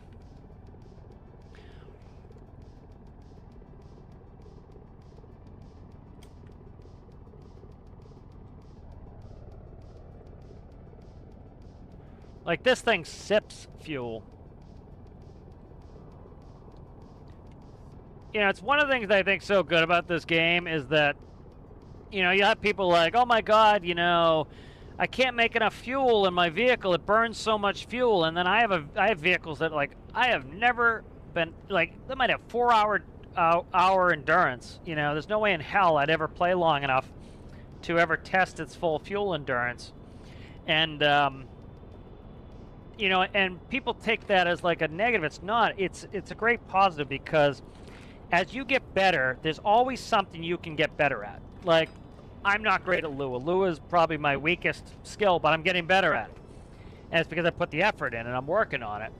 And for those people who have, for example, engines that are very, very thirsty, you know, I have some very, very fast builds that are very fuel efficient. And it's because I've taken the time and refined them and geared them and worked on them. And that's areas where you can get better and better and better. And it's a huge accomplishment. Like, you look back at some of your builds that might have been slow and burned a ton of fuel. And then you look at builds that... I got to get rid of heady motor. We're never going to make it there. That's why it was taking so long, is I had it stuck in heady mode. It's an area of improvement. It's like, you'll see new players like, I can't keep anything cool. And it's like, what are you using for gearing? And like, what's a gear? And so it's like, they're running their engine at very high RPS, and they're burning up their engine. And guess what would happen in real life? You do the same thing. If you ran your engine at very high RPS, you're gonna burn it up. And so what you learn to do is you learn how to make a transmission or gear properly. And like this vehicle, literally, the pumps will not turn on till it gets to 100 degrees. This vehicle with, so right now, the pumps are not even on, and look, it's cooling. You know, so the pumps are not even on, and this thing's cooling. And so, as you kind of get those skills, yes, it's a huge learning curve, but it has a huge area of reward where over time you get better at these things. And like, right now, it's so easy for me to throw a vehicle together because I put the time in. All right, let me read some chat. Fake news, ships I can't think, must be AI. Yeah, exactly. Yeah, language is a purpose, perish the thought. Yes, explosives do make ships sink faster. You know, could the devs improve some of these things? Absolutely. But everything has a plus and a minus, so, you know, people act as though this was day one, they did it this way. No, like, literally the day that the pressurization major update came out, you used to be able to pump insane amounts of fluid through pumps. But, like we talked about, people were over-pressurizing a room and killing themselves in-game. Or they were sucking all the oxygen out of a room and killing themselves in-game. And so then they would go, boo, game bad, instead of realizing that they had made a mistake or they had not accounted for something. And, you know, the devs decide, oh, let's simplify this so that we lower the floor, so more people can just have something working. You know, and I'm not opposed to that necessarily. You have to have a good balance where the average person who, you know, maybe has never taken a physics class can go ahead and play.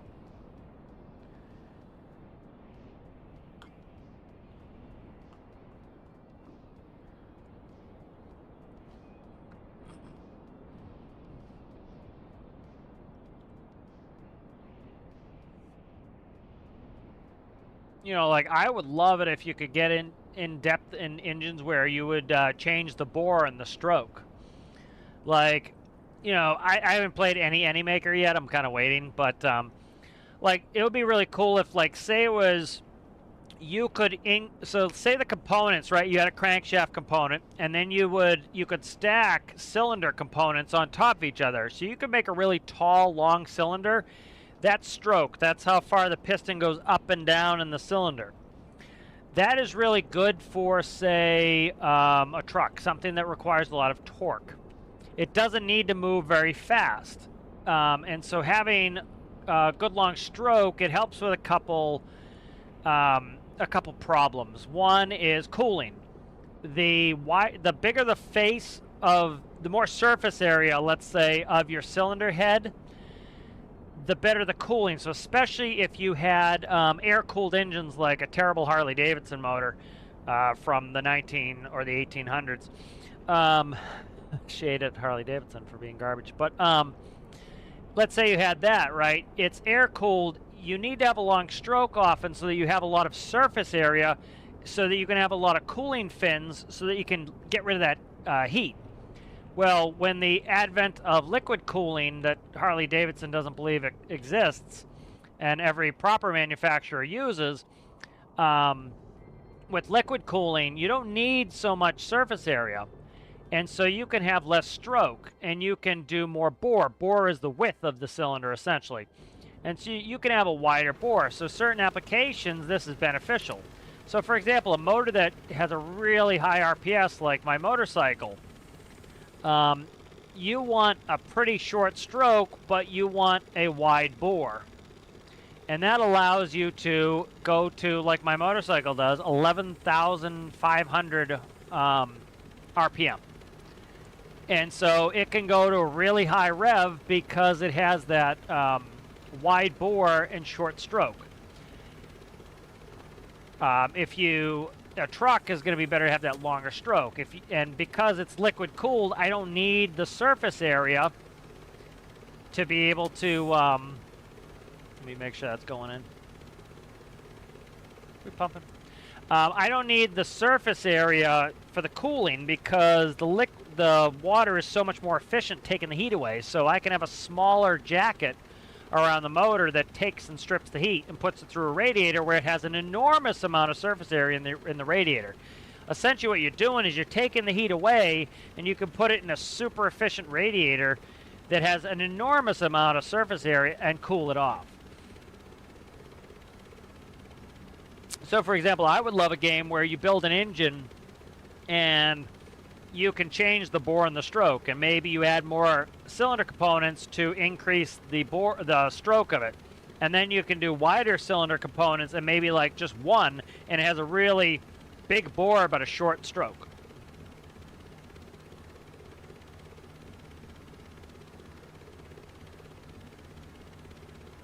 I agree with Owl. Owl's got a good comment here. Let me just make sure. Yeah, okay. I don't want improvements, quote, he didn't put it in quotes, but I'll put it in air quotes. Improvements like erasing the boiler explosions or railway track derailment because people can't fix their shit. I agree. Like, there is a point where it gets like, I understand, what the fuck am I, why am I losing fuel here? I did shut this off, so we might be out of diesel here. Okay, it's trying to steal we are out. I've had this sitting here the whole time I've had this sitting here the whole time because I'm trying to empty this so I can put the new version up, so. Okay, there we go. All right, let's get out of here.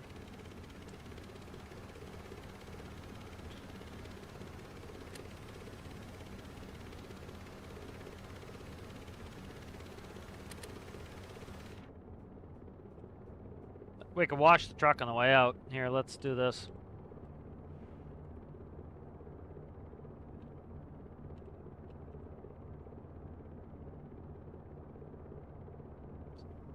So see, I can look around and spray, put out fires like that. All right. All right, let's hand fly a little bit.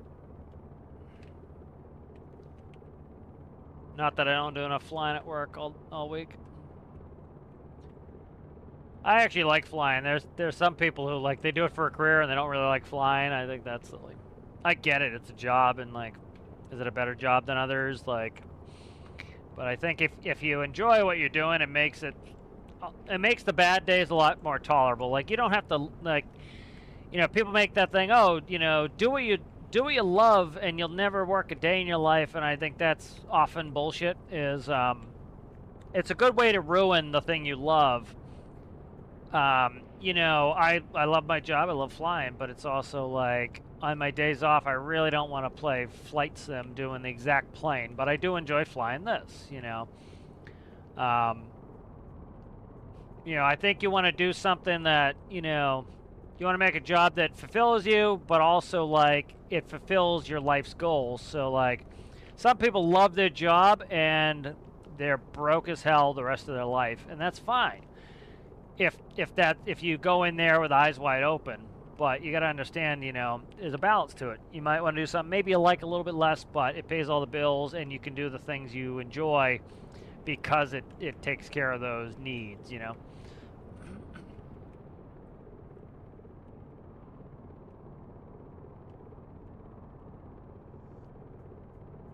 Should have slowed down a little bit earlier because I'm gonna have to do a crash stop here. This one could use a little bit of refining on the way it's not pointing correctly. So the logic I put in here is for the autopilot is when it gets close, what it's supposed to do is it faces the target. It faces wherever it's going. And then once you get close, it locks in the last heading. And it does that because when it gets too close, it starts circling. And you don't want it to circle. Up. That's me almost dying because the brake's on. The brake is on, and that's stopping me. And so, and then what it does is if the wind is low enough, it's locked in that last heading. It just maintains the heading. If the wind is high, though, what it does is it faces the wind, which is what it would do in real life. Is you want to face the wind, and that way it can pitch and roll in the best configuration for itself.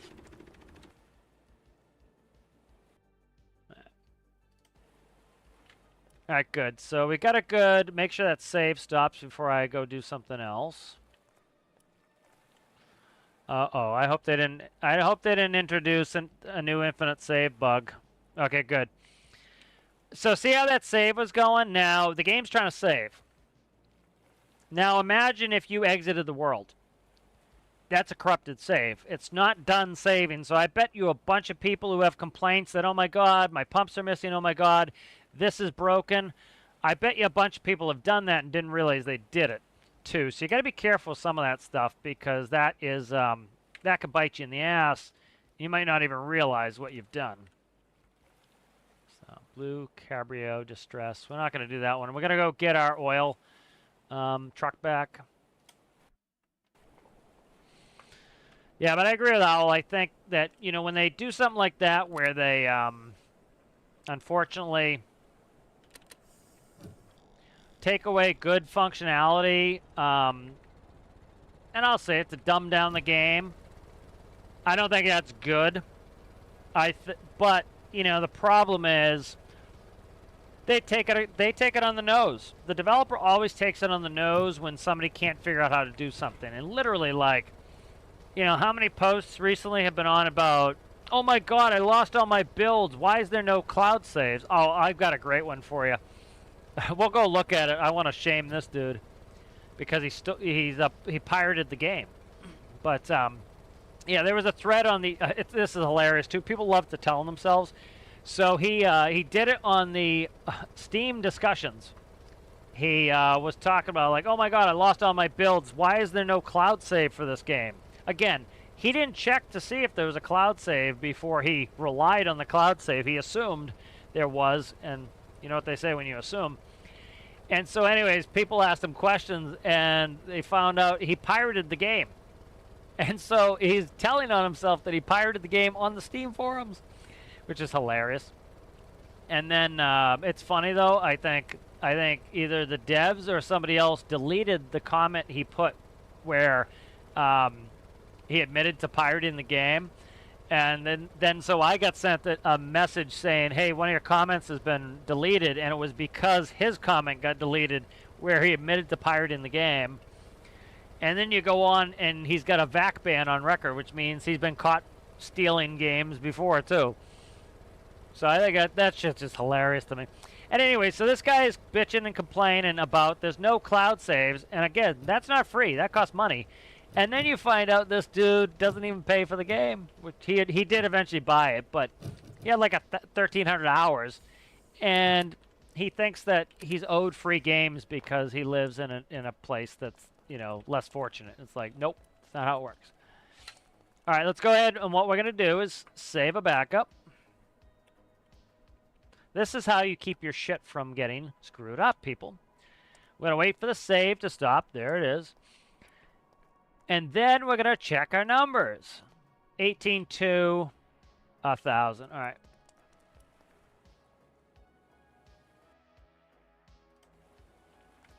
See the save going? We're gonna wait for that to finish. All right. 21.7, and that has gone up a little bit, I think. There we go. All right, so a lot of diesel we brought in. All right, good. So let's go over here.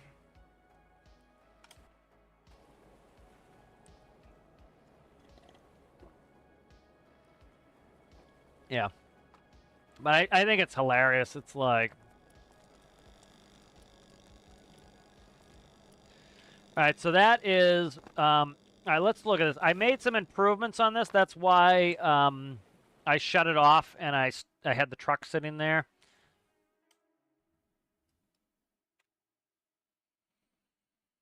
Let's see if we can find it. And I want to see if I want to make any more additions to it.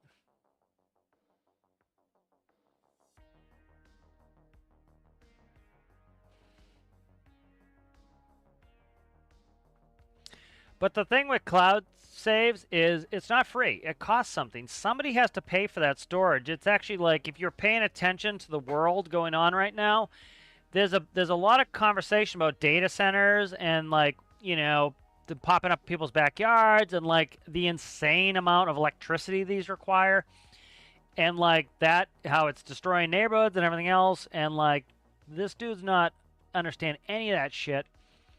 And it's like a big part of that is okay, that's all. This is good. And you know, so it's like none of that's free, man. You know, that shit is not free.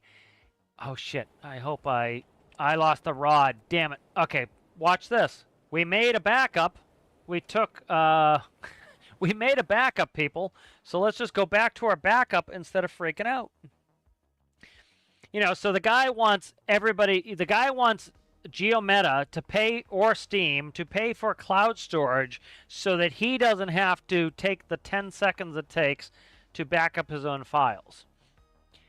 You know, and so it's trying to, you know, it's blaming everybody else for your own mistakes. And literally, if you go to Reddit, we'll go, I'm feeling a ranty mood. We'll show all this stuff. It's pretty funny how easy it is to find some of the stuff. But like, take you know, and I get it. Some people grew up where it's like the game does everything, does it for you. It cloud saves, and you don't have to worry about any of this shit. You can like go to get on any of your PC or whatever, and it will just load up with the latest save. I get it. That's great. But like, you know, I grew up when like, hey, you did backups, you saved it yourself. You know, like I still do it right now. So like when I play at work, what I do is I put a save. I save my vehicles folder, especially put it on my portable hard drive. It also goes on my thumb drive.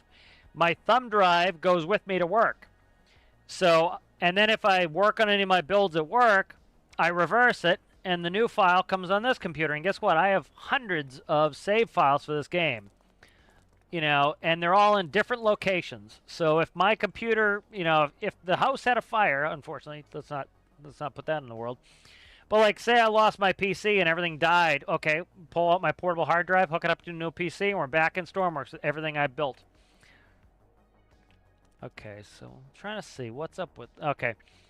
This one here is interesting to me. Look at the jet storage. This one went down.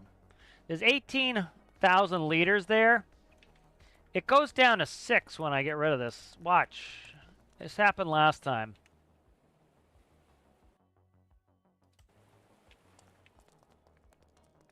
That is interesting. What happened there? That's what I want to know. This one went up like it should. That one went down. That's interesting to me. Interesting. I don't really give a shit, but that's what happened. All right, so we made, so this is, again, this is perfect timing talking about backing up. So we made a save, all right?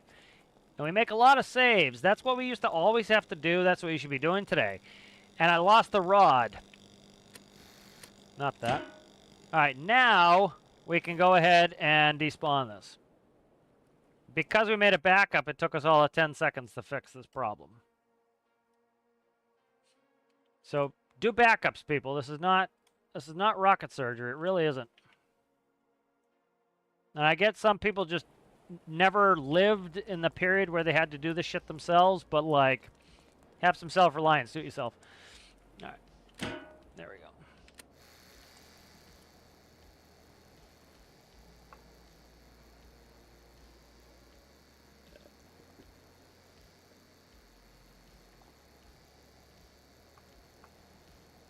Data centers, yeah, we're making cast iron components for the GE turbines used to the supplementary value. Yeah. One of the, so we'll go off on some little side tangent here of like the benefit that I think data centers in aggregate are not great because they're essentially stealing our data and using it without our consent or paying us for it, who should own it. So I think there should be a Bill of Rights on there where we own our own, oh my God, my stock is up good today. I like it. Should have bought more Delta. You know, so anyway, but one of the benefits is they need so much power that they're starting to put up new nuclear reactors, which is great. We should have had more nuclear reactors for a long time now. But that's motivating that, and also we need a lot of clean energy, which is coming on board. And so we're starting to get some more of that infrastructure for that other reason instead of just positive, you know, should be the thing we do reasons, but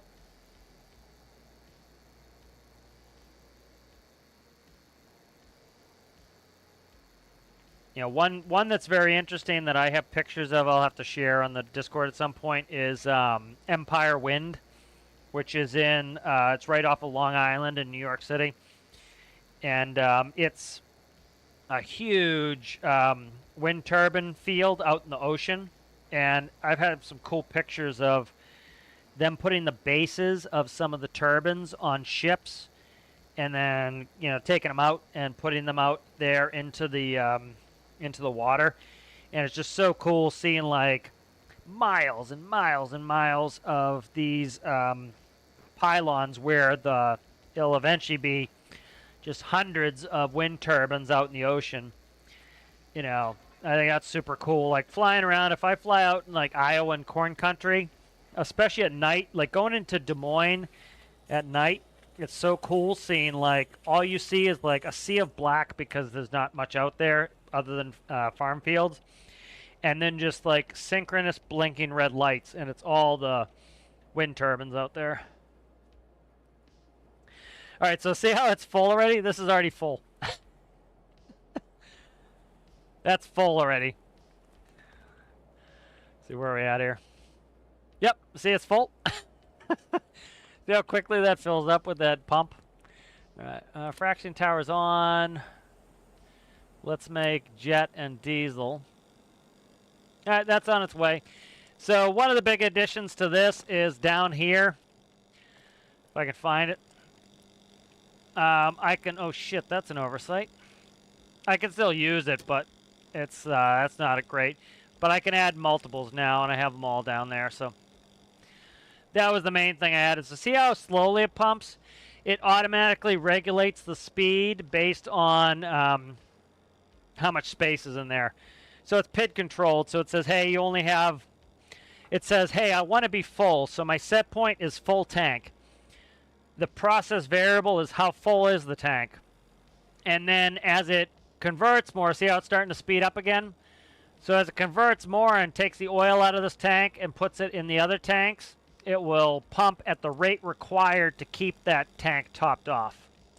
So kind of fun, kind of interesting, you know. And then that has to heat up before it goes. Now, again, this was not, if you remember my tutorial on this, this was not designed to make the most whiz-bang, fastest fractioning system possible. This was made for one reason, to show you that you only need, I'm trying to explain it. The whole purpose of that video was to show you that no, you don't want to pump as fast as humanly possible through the furnace. You want to pump slowly so that it has time to heat up, and time in the furnace equals higher temperature. And so some people have made, of course, faster systems where it uses multiples, or it reheats and heats and reheats and reheats. And so it can go quickly through there because it just has so much heating time. This was to essentially show you that no, you don't want this pump running as fast as possible. You want it to give it time in the pan to heat up. So that was the whole point of that. All right, so again, because we made a backup, that wasn't tragedy.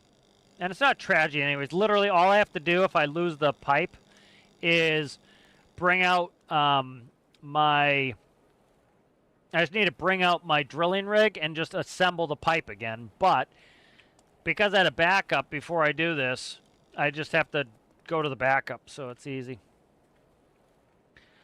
All right, what's that? Cabrio. Blue Cabrio needs assistance. I don't really want to do that one. Let me see. What are we at time-wise here? 2:19. Do I want to go for a ride today? Maybe. Let me look. Ooh, what's this message? Oh, somebody from...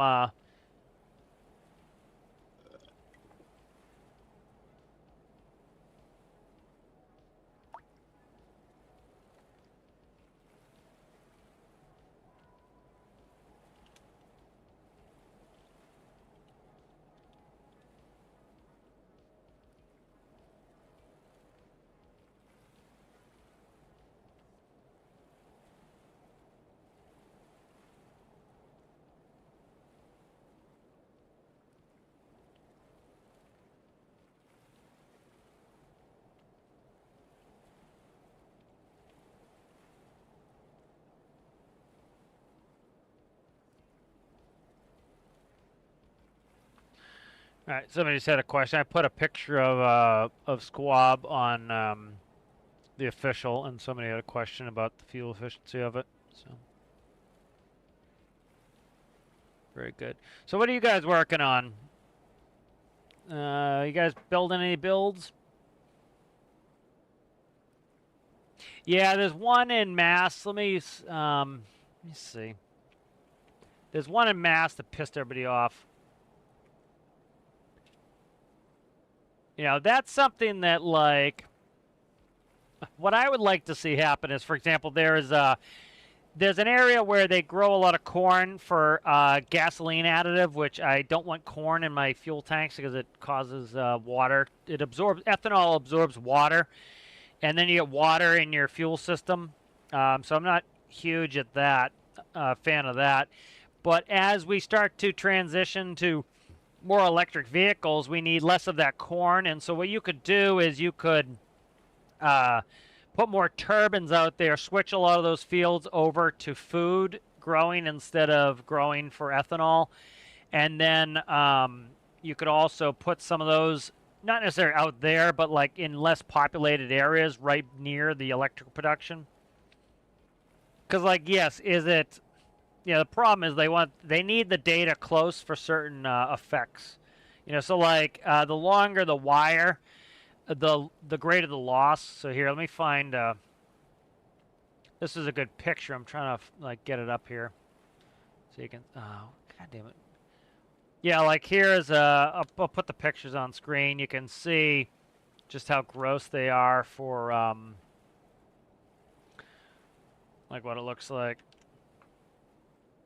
So, like, here's a picture of, like, that's in a neighborhood that's probably 20 minutes from me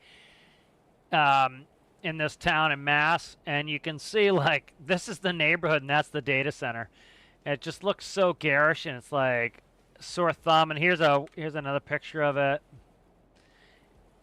And, like, you know, they had it all over the news. They were supposed to put anything that's loud, essentially, not right there in the middle. Near the houses, they were supposed to be on somewhere quieter, and so like here are houses, and like these are diesel generators right there, and so it's like people said how loud it is and how garish the building is, and it's like, does this really need to be right there? You know? So like this is why people hate the data centers. Like you bought a house and now your house value's gone down 50%. So like for most people, their biggest asset's their home, and they just cut their house price in 50%. You know, oh, let me find Empire Wind for you. I have pictures of it, but God, it would take me forever to find pictures of it. Because I can't search, because I'm in the air, so I can't search the actual, I can't search the pictures. So here's a good picture of where it's at. So we fly over this all the time. Like when we come into Kennedy, we go up over here, and then we go down, and we come across here, and we come in and land on 2-2s. And so this is where Empire Wind is, and you see the scale of it. That's enormous. So like this is all Manhattan here, and that's how big it is. So it's bigger than Manhattan. And they're on these pylons. So right now, just the pylons are in the water, and not all of them are there yet. And so like this, see this rig here? This rig is enormous. And like I've got good pictures of it IRL. This rig is huge. And I think I think they build the platforms for it. I'm trying to find one. Yeah, see that's the big rig there of it. But like look at how big that is compared to Long Island. Long Island's huge. I have a cool picture of one of those pylons here. Where the hell is it? These pylons on the back of a ship, and it like dwarfs the ship. I'll have to find it. Like right now, that's what a lot of it looks like there. You can see they don't have any of these up yet, so that's all renderings. But it's very cool. It's going to look very cool when they're all out there. It'll be neat. But that's Empire Wind. That's down New York in the city.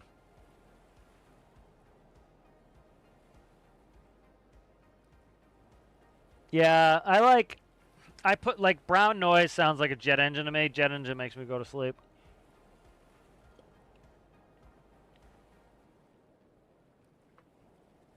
Yeah, they could have, you know, they can make it fit the area a little bit more. Yeah, it's just that's the problem. Is it, and again, like you know, a lot of people that's their greatest monetary asset is their home, and like you put something in there, and it could cut your home price in half overnight, like gone. And it's just like that's really not great. All right, let's go ahead and let's see what we want here. How are we looking at money? 320. All right, let's go ahead and I'm trying to think what I want to do. One thing we could do is go for a bike ride and jump off.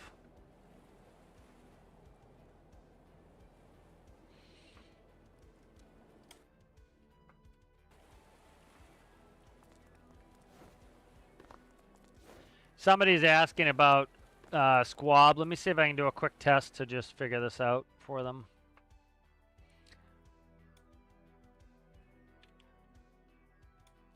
Let's see. I'm trying to think how the best way to do this test.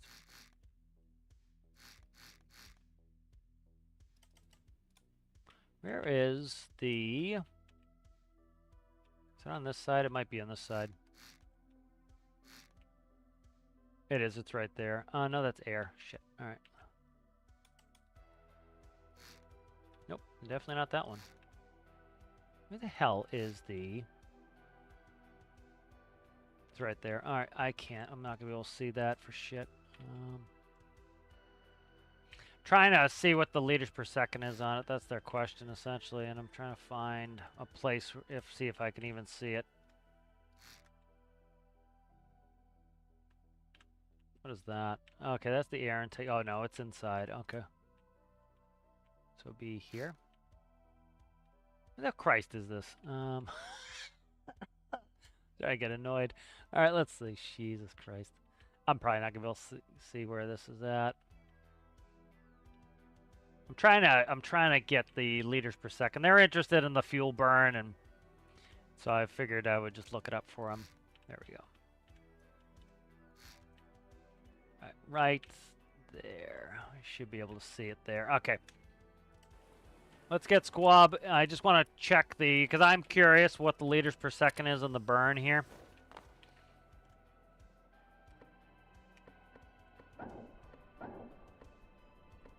And I'm going to set this to 0, autopilot, altitude, should keep it on the ground with the parking brake on.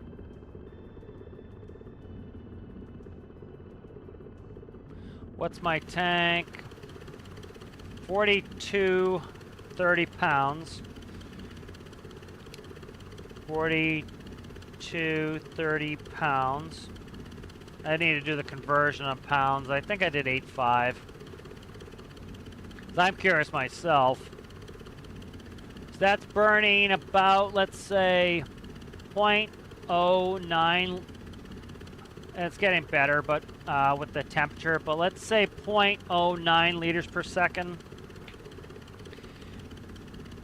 See if it's going to get better with the temperature once it gets up to operating temperature. See how it's going down.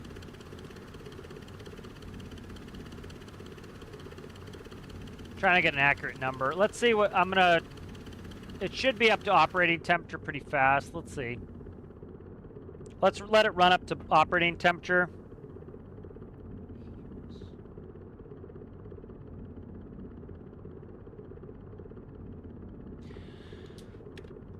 Let's run it here. This is the worst case scenario. Because I am kind of interested myself. This thing is very, like, see it's down to 0.03 liters per second. All right, let's say 0.06 liters per second. Insanely fuel efficient, this vehicle. So that's times 2, so it has the 2 engines running. 0.06 liters per second times 2 is 0.12 liters per second. All right, now let's give it another check. Yep, that looks about right. That's probably worst case scenario too, because it's once it gets up to operating temperature, it's going to be more efficient. And then I got to do check what the. I'm trying to remember where fuel is. Let's look at the fuel tank.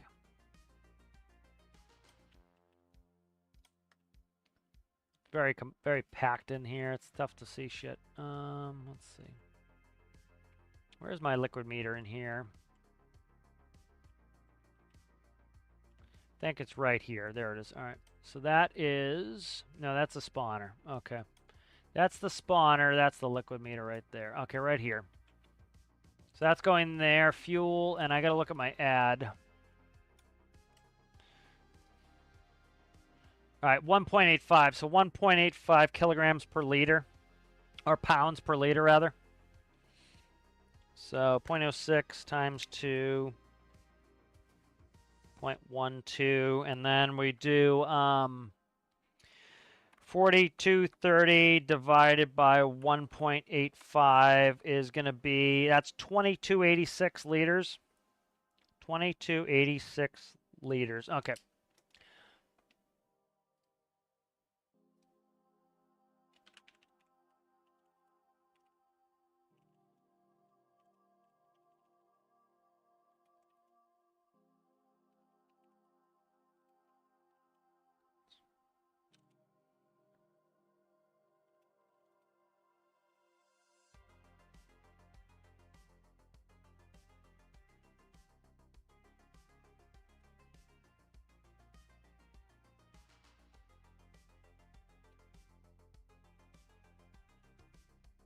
Holy shit.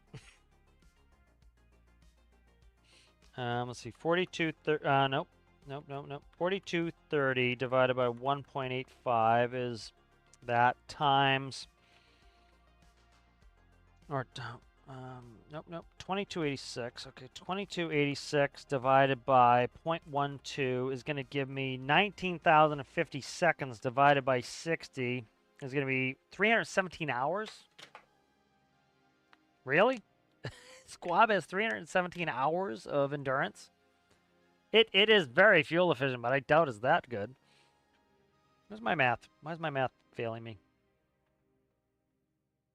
Oh, because that's That's minutes. I was doing seconds. Okay, that makes sense. So 2286 divided by 0.12 is going to be 1950 seconds.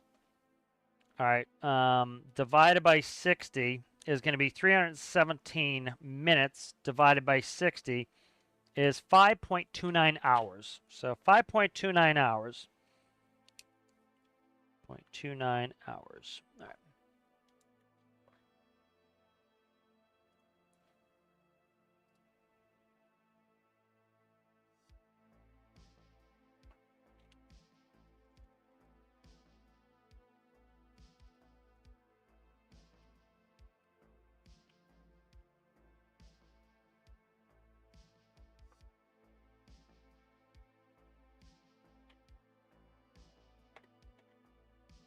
All right, so that's impressive.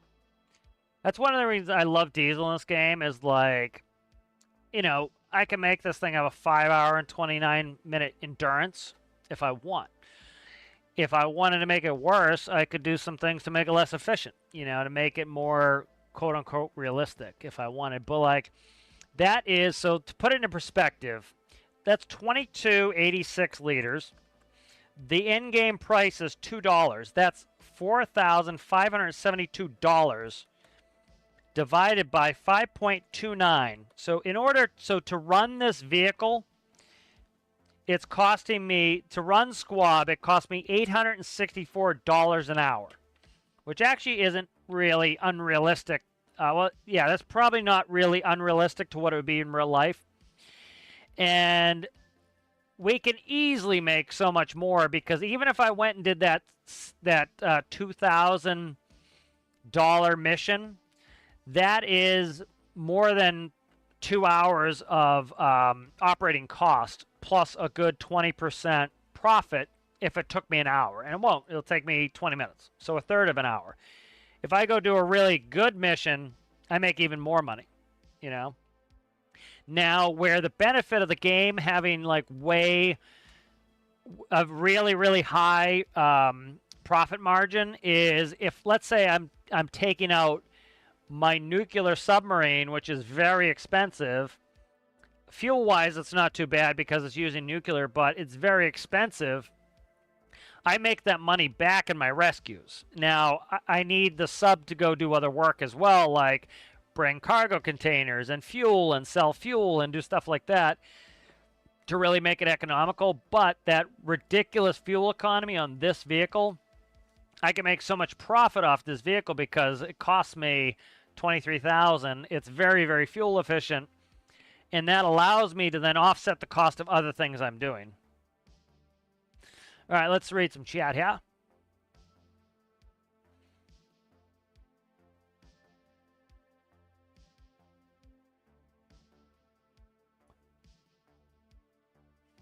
Yeah, we're building an insane amount of data centers here. All right, so let's see. What do I want to do? Let's go ahead. I would love to do some mining, but I'm trying to think, is it possible to do any appreciable amount of mining? Or do I want to finish up and go for a motorcycle ride? I don't know. Oh my god, my stock is doing great today. We love it. We love to see it. We love to see it.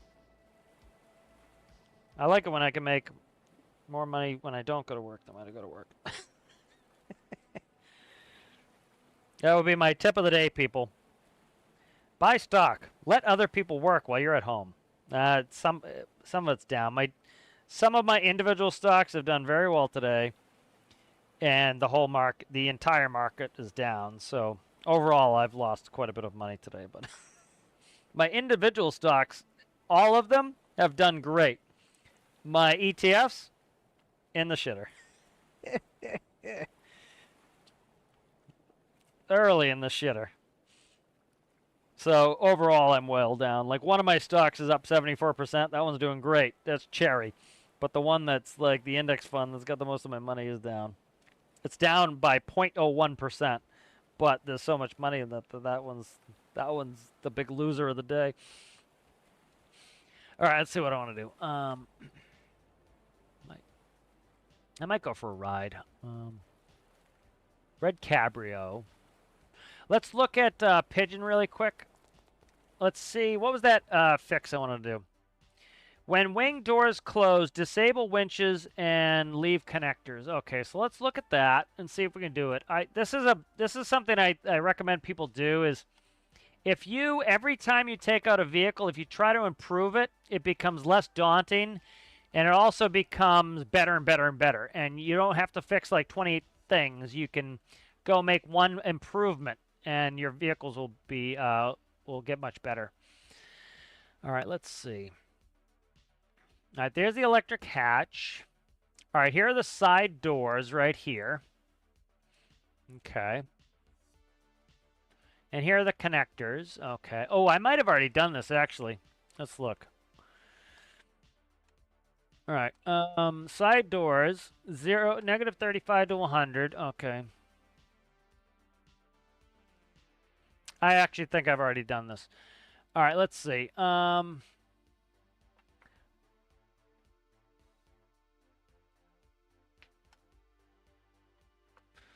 Let's play. We can. I think I've already done this actually.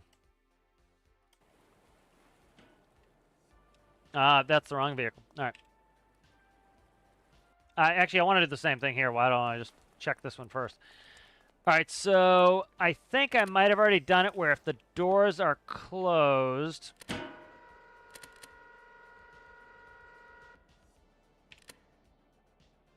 It won't let me drop them. This one didn't drop. So like say I was in the air and this one doesn't connect, it's an easy fix. I went through all this to make it work. So you grab the connector, you rotate it, get it swinging, and there it is. Done. All right, so now I should be able to close these doors. Let's see if I did this already. Okay, perfect. I already did it. Thinking way ahead. So see how they won't drop when the doors are closed like that. It has to be open. And only this one, so it's already in there. And that was because if you could drop those in the back, they'd be a pain in the ass to get reattached. And I can't operate just down the middle, so now I can. All right, perfect. So that's done. Yeah, I'm amazed at how fuel efficient the Squab is.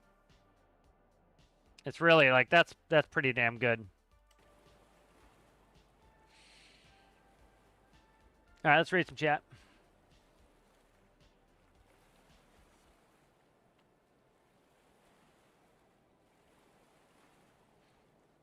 Yeah, buying like things like metals and Bitcoin, stupid bullshit like that, I'm not interested. Like, at the end of the day, like, if you buy index funds is probably the best backbone of your investment portfolio because you're betting on the entire market, and that's always a safe bet. Because yes, it's going to go up and down, but like the S&P 500 historical average is 10%, which is pretty good. And so, like for example, if I went out and bought another house and it was 6% interest rate, and the market makes me on average 10, there's no point in me putting any extra money on my house. It's better that I pay the minimum on the house and go out and put all that extra money I put in the house in my index fund investment because I'm making 4%. And then anytime it goes above that, which it recently has been much better than that, make a hell of a lot more money doing that. So let's see. Let's go ahead and teleport real quick. I think I might go for a ride. Let me just check this. Could jump on tonight. Maybe I'll go up to the airport. I was going to say, go up to the airport and watch the sunset. Plane spot for a little bit. That'd be a good ride. Go up to the airport, watch the sunset. Maybe I'll send you guys some pictures so you can be involved. All right, so this is good. What's going on there? Are we making fuel? We're making fuel. Yep, making fuel. And you see how slowly it's going? That's fine. Like, I get why people want to make copious, huge amounts, but if you look, the fuel capacity here is 19,000. And you can see how, yes, it's making it slowly, but this is completely passive, and it sits here. And I also don't want to make something that's going to make so much money that it's insane or that I have to do insane logistics moves. There are some things I wish the devs had done. For example, I get why they didn't do some of this, but wouldn't it be fantastic if there was an oil depot that the train went right by? Because you could load it onto a train. And it doesn't even go near the road. I have to drive off road to get to it. So that was an oversight. Like, that could have been easily right next to the railroad tracks. And then that's fine if you have another one that's not. Like this one here, again, the railroad tracks are right here. You could put that one over there, you know? That would have been nice.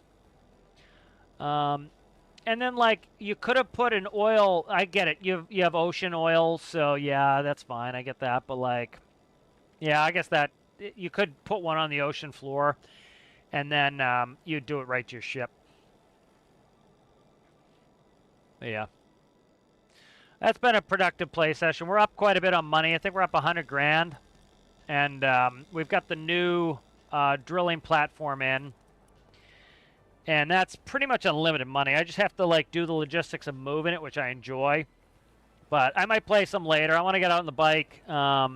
It's sunny out, and maybe we'll go watch the sunset. I'll put it in the cap picks on the Discord. But let me read some chat.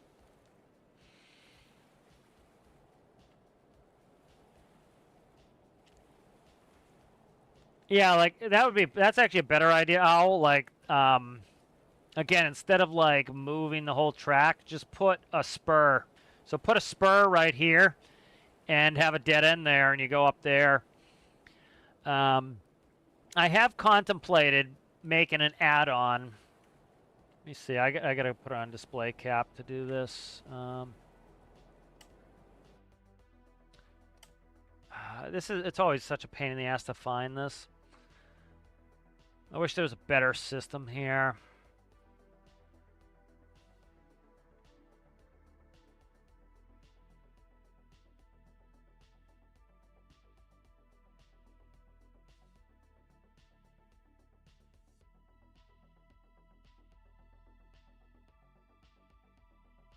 It's near here, I think.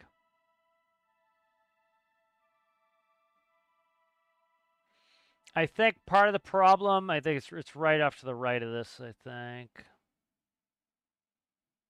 I think it's on 2 different tiles, and that's problematic. If it was on one tile, I could, it's not this tile, but if it was on one tile, what I would do is I would build an add-on, and it would be piping that goes from there to there. Let me take a look at the map. I gotta see what this looks like. So that was...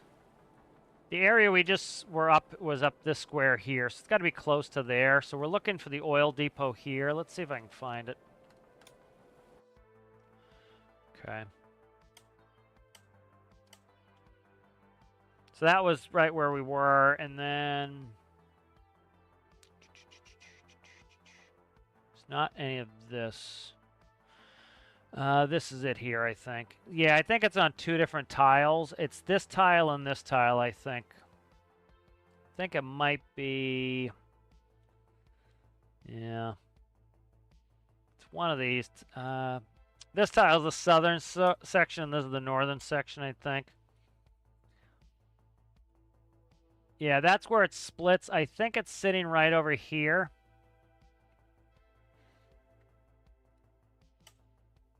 Let's put something here, just so I can see.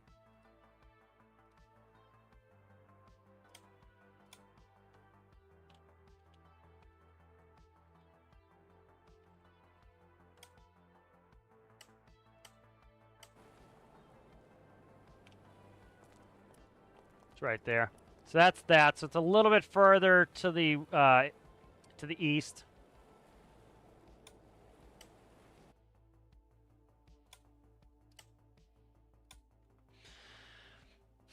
So which we did this one. It's further south and east.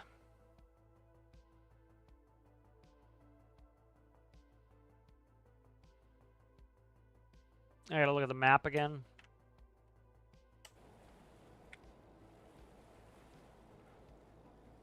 So there's no rock formations there. Okay.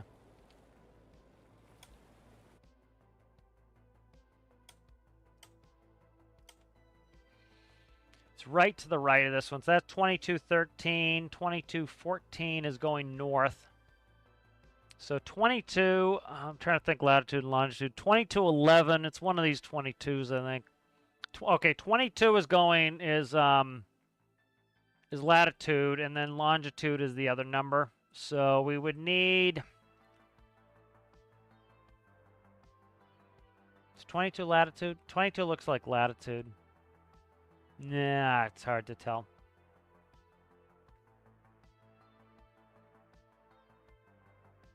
It's hard to... right here, it's this one. 2314, so it's one... Yeah, I think this is it. Yeah, it's this one. All right, I think it's this one here. Yep, it's right there. Okay, perfect.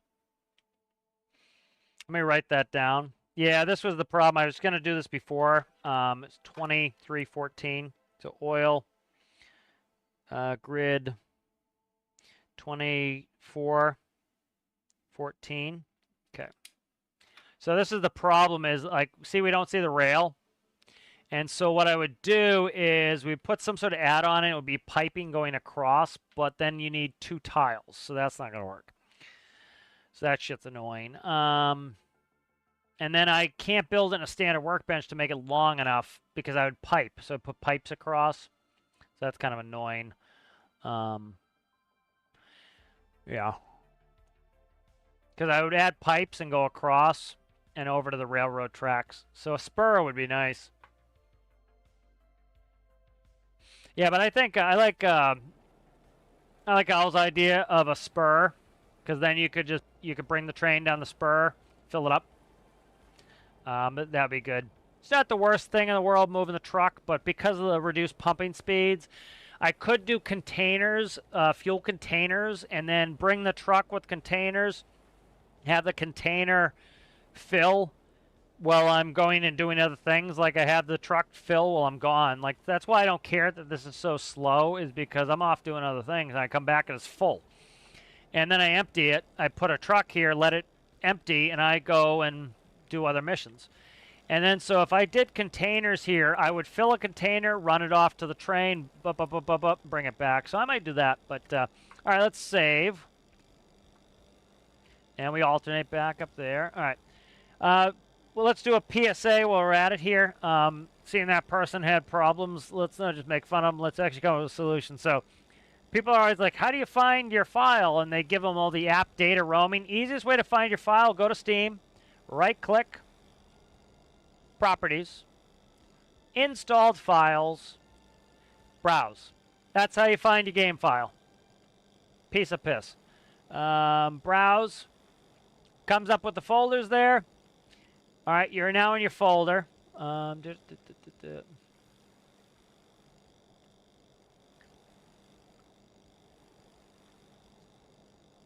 see. ROM. Is it under ROM data? No. Where the hell? That's not the other save system. That's how you generally find your files, where they are. And then I'm going to take it off display cap so I can grab the Stormworks backup folder. And then that's where it is, the actual save files there. And so here's all your vehicles. Like, that's just the saves I have on here. And all you do is right-click, copy, paste. Make it easy for yourself. And then now it's on your PC. Your PC hard drive dies, everything's gone. Put it on a portable as well. You know, so if you keep them saved up, like you can see, I have that's from... The oldest, I did delete a bunch, but here's some 2024s I have. Here's a copy, 6/26, which is actually 2 days from now, 2 years ago. So that's a file from 2 years ago that's sitting there. I have all my files from 2 years ago, plus more on my portable hard drive. Like, I have so many copies of this game, and that keeps you from losing everything. You know, it makes it pretty easy. But that's the PSA for it, is like... Take command of your own saves and don't then you won't have that horror story of everybody losing it. But all right, guys, thanks for watching. Hope you enjoyed it. It was good to see everybody. It was good to see you, Sergeant, and it was good to see Thermite. It was good to see Taco and Hungarian. It was good to see Owl. It was good to see. Who else did I miss? I missed somebody. Jay. It was good to see Jay. So it's good to see everybody. Thanks for watching. Hopefully you're enjoying the game, and I'll see you guys in the next one.